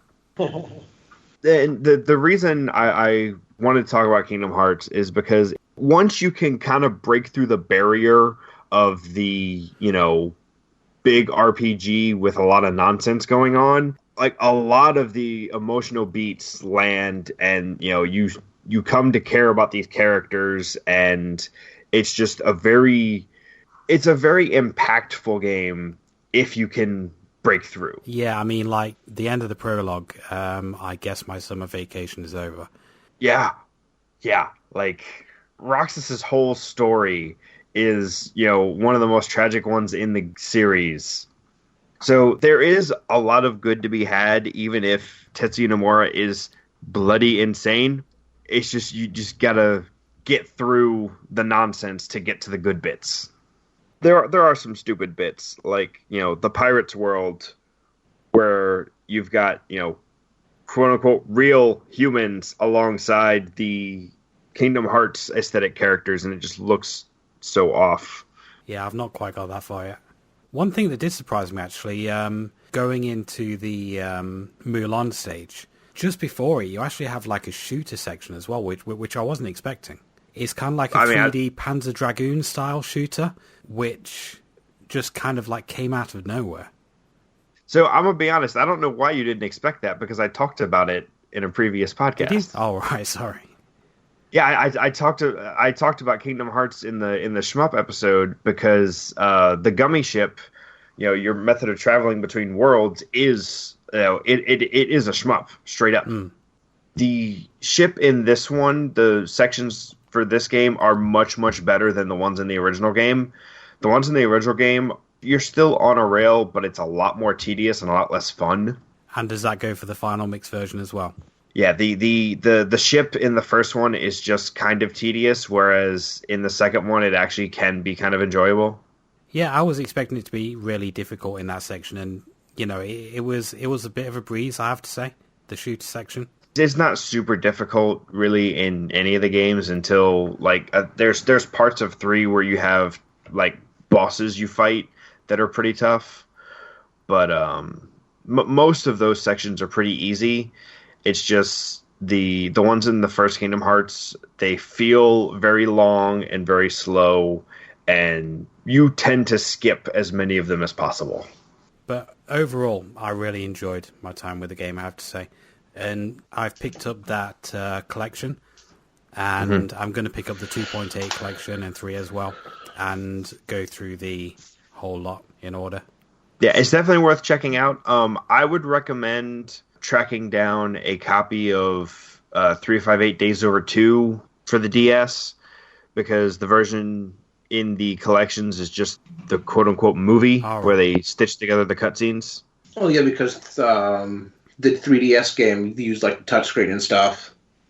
Well, okay, so here's my beef with that. You know, the DS games used both screens, and yeah, so that's kind of hard to bring down to a single screen until they did it for Dream Drop Distance. So, because your second screen is basically just a map during normal gameplay. Right. So I feel like, honestly, I think it's more that when they were doing the 1.5 and 2.5 collections, they were more looking to get them done quickly, and that would have been basically a whole redesign to do that, whereas the 3DS game was close enough that they could port it with just minor tweaks. But I would definitely recommend getting a physical copy of 358 Days, because it is a good game to play. It can be a little tedious, but it's one of my favorite games in the series. I'll keep an eye out for it. Yeah.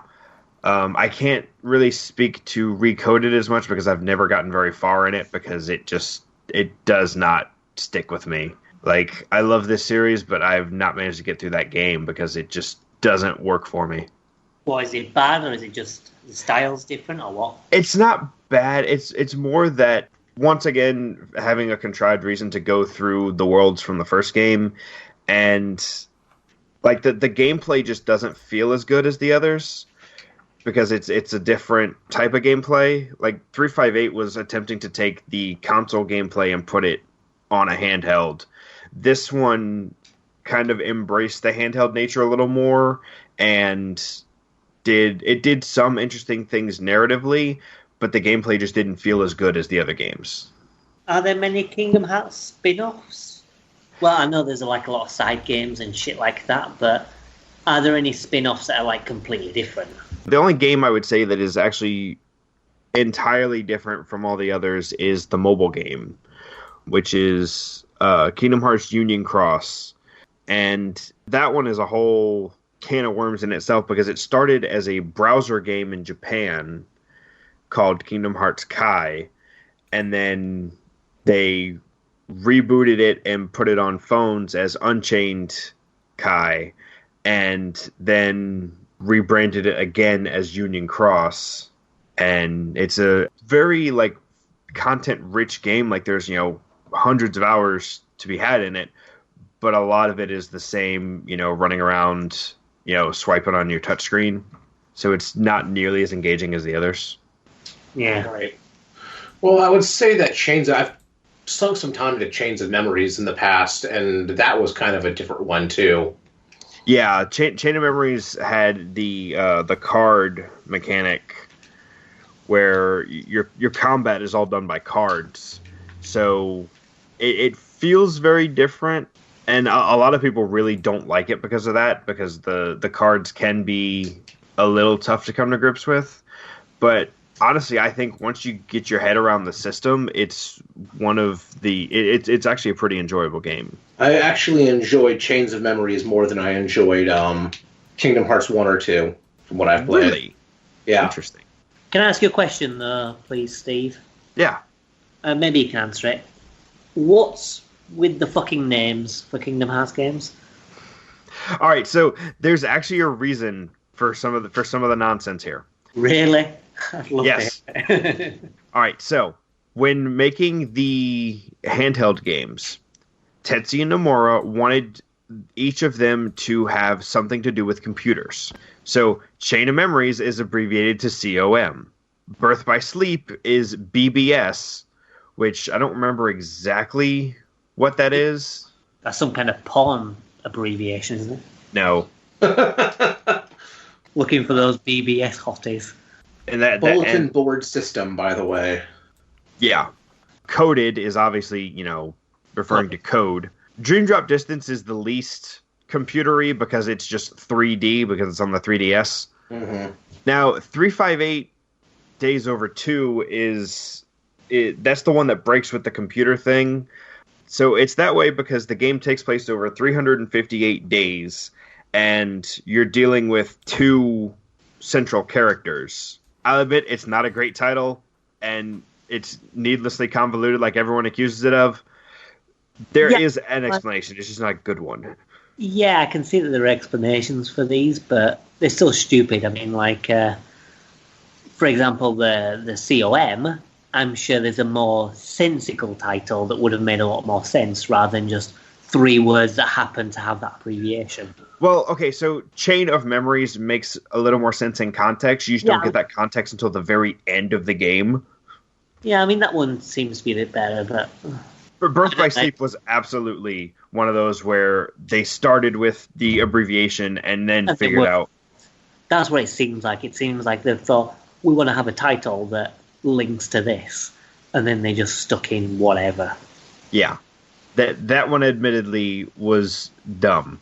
And although the game is brilliant, like the game is amazing, it's just the name was ridiculous. Fair enough. Right, so I think we've exhaustively covered a variety of different Disney games here, so I think we'll take a little bit of a break and we'll jump into our specialist topic. Extra disaster! What do we do?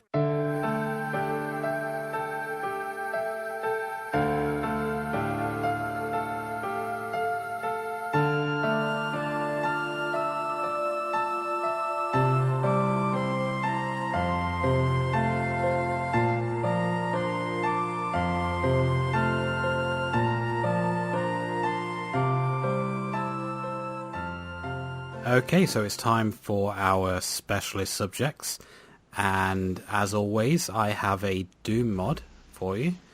Now, you would think that there would be a lot of Disney Doom mods, but it turns out there really aren't. I mean, I did a lot of searching, and... There's not a Mickey Mouse one or anything? No, you see, when someone puts out a Mickey Mouse mod, Disney kind of like go after it. Yep. They are very litigious.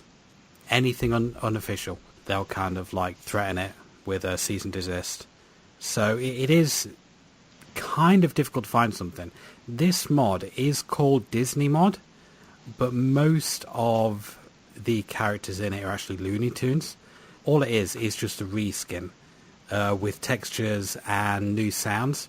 And you play as Marvin the Martian, who's obviously Looney Tunes, and all of the monster sprites are replaced with Sylvester, which is also Looney Tunes. Donald Duck, you get Donald Duck in there. Nice and you get Homer Simpson as well.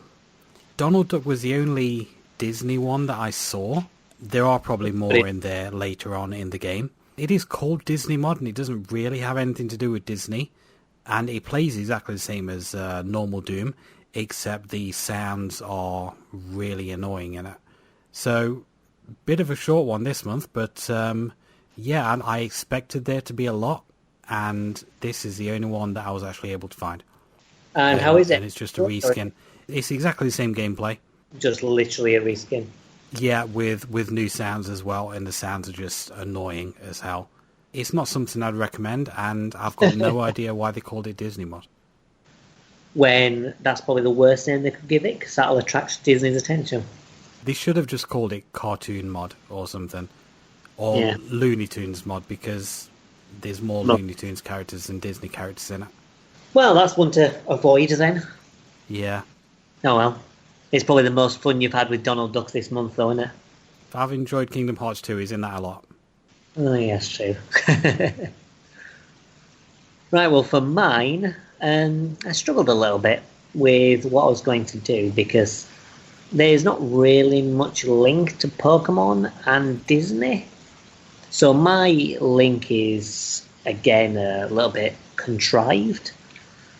Now, Disney obviously made a lot of 2D platformers back in the era for the Mega Drive and the SNES. So I've chosen the popular Mega Drive platformer Pocket Monsters. Now, as you can imagine, because it's for the Mega Drive, it's an unlicensed game and is actually like a bootleg game, I suppose. It was made in the year 2000.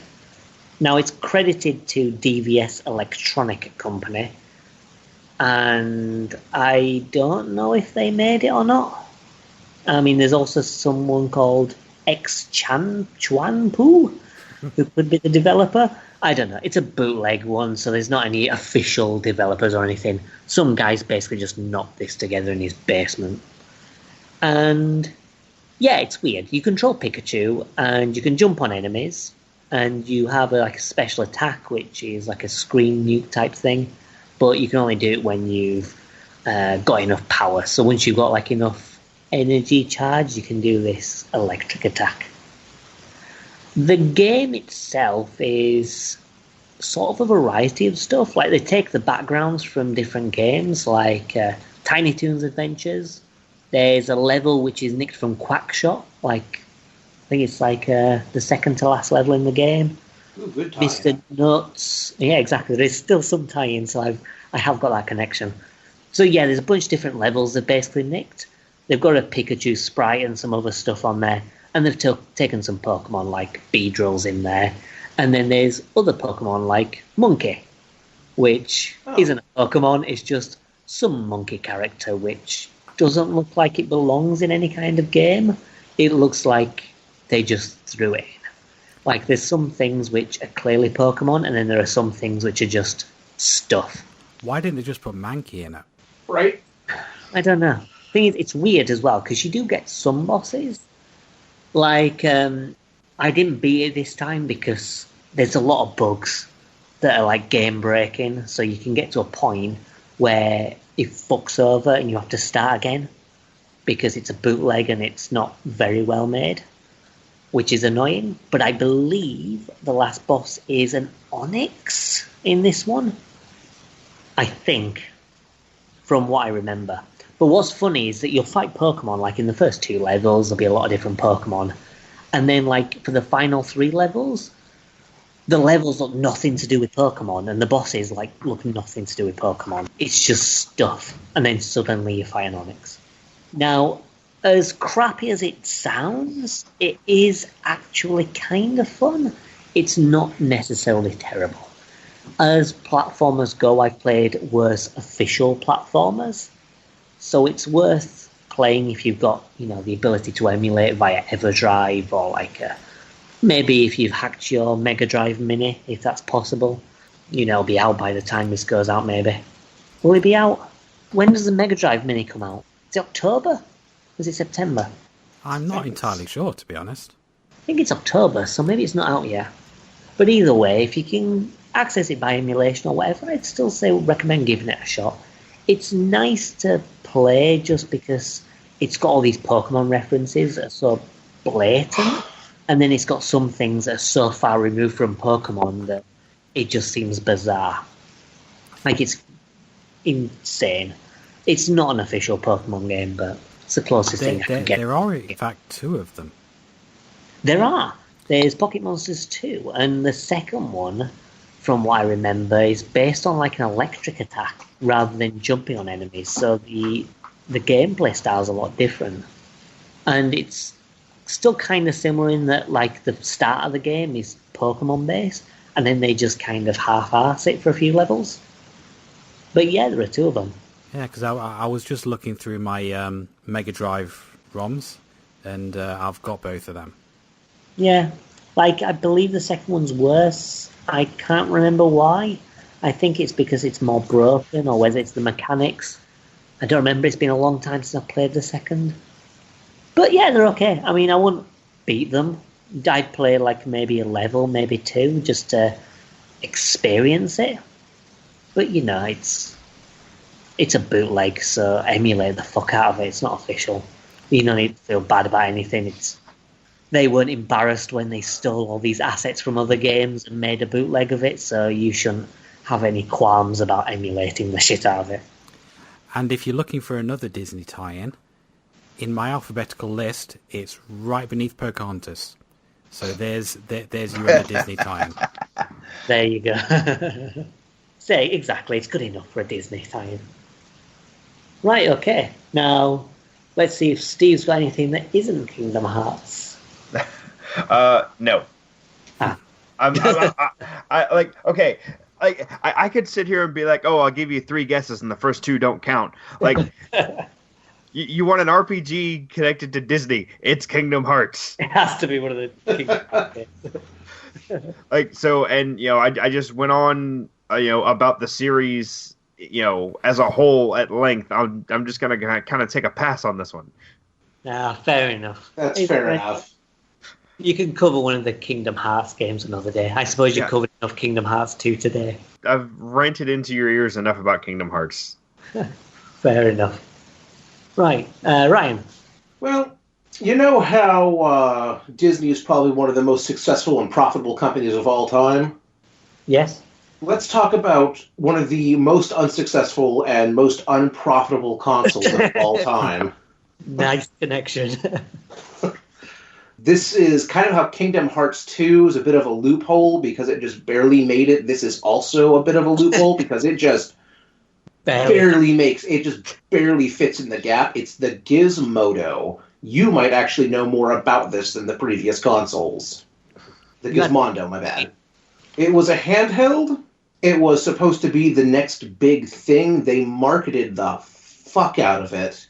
I mean, this was released in the UK, and I remember a couple things hearing about this back in the day. I was like, oh, it's going to be a new handheld, and it's like a multimedia device, too, kind of an almost like an N-Gage type thing, and it's going to play music, and it ran on Windows, which was a little crazy.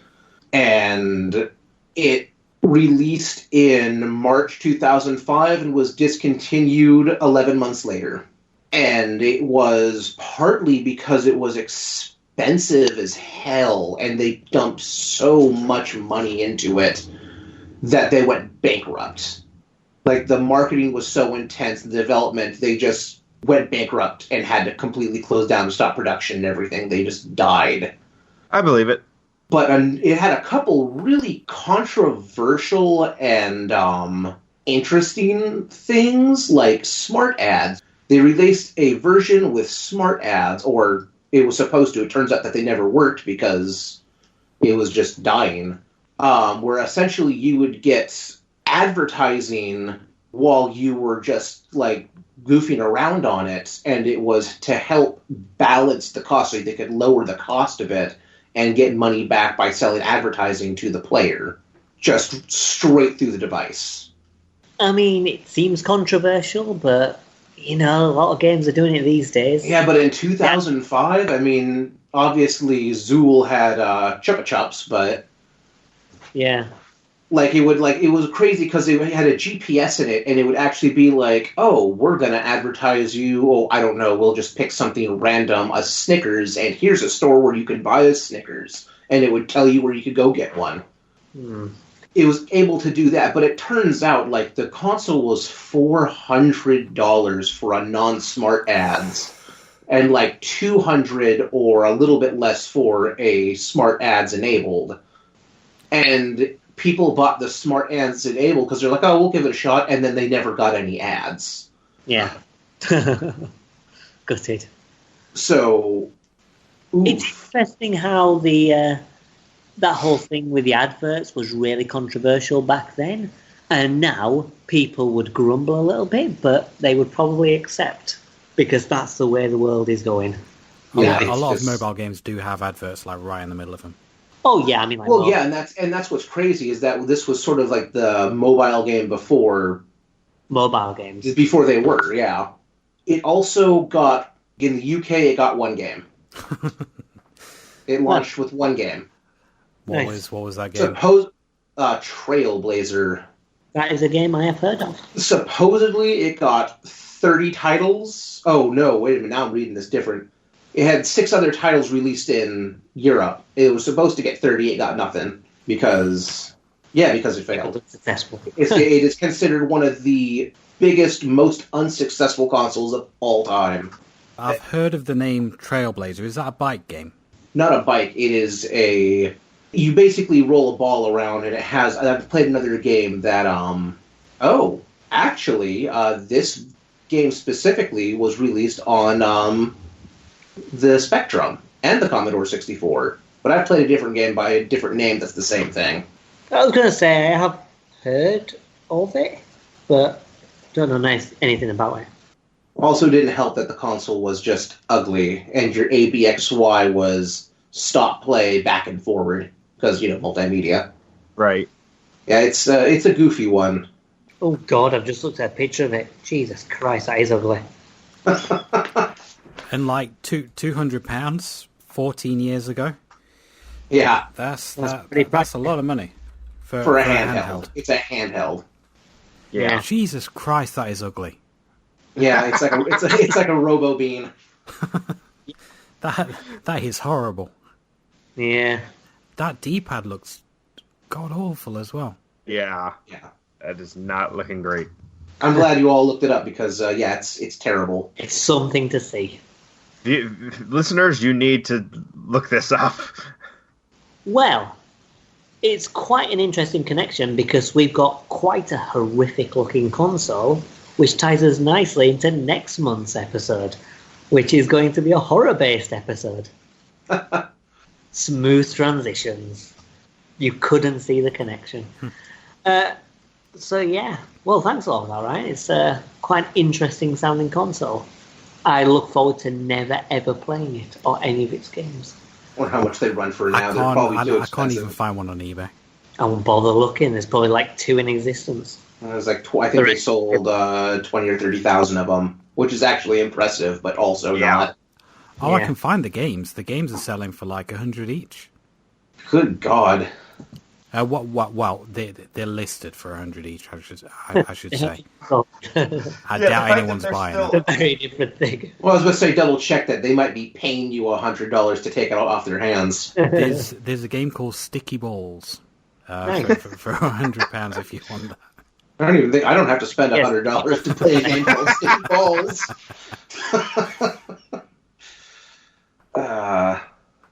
It was a bad time. Yeah, it sounds like it. Right. Well, with all that out of the way, it's time to end this quite long episode, I think. I think we've talked about Disney and the news, to be honest, for quite a lengthy period of time. So next month, we have our Halloween special. As I mentioned before, we're going to be going back to a special format. We're going to be covering quite a few games for a Halloween episode. So hopefully you'll join us there. Right. All left to say goodbye. Bye, guys. Bye. Bye. See you next time. Toy? Excuse me, I think the word you're searching for is Space Ranger.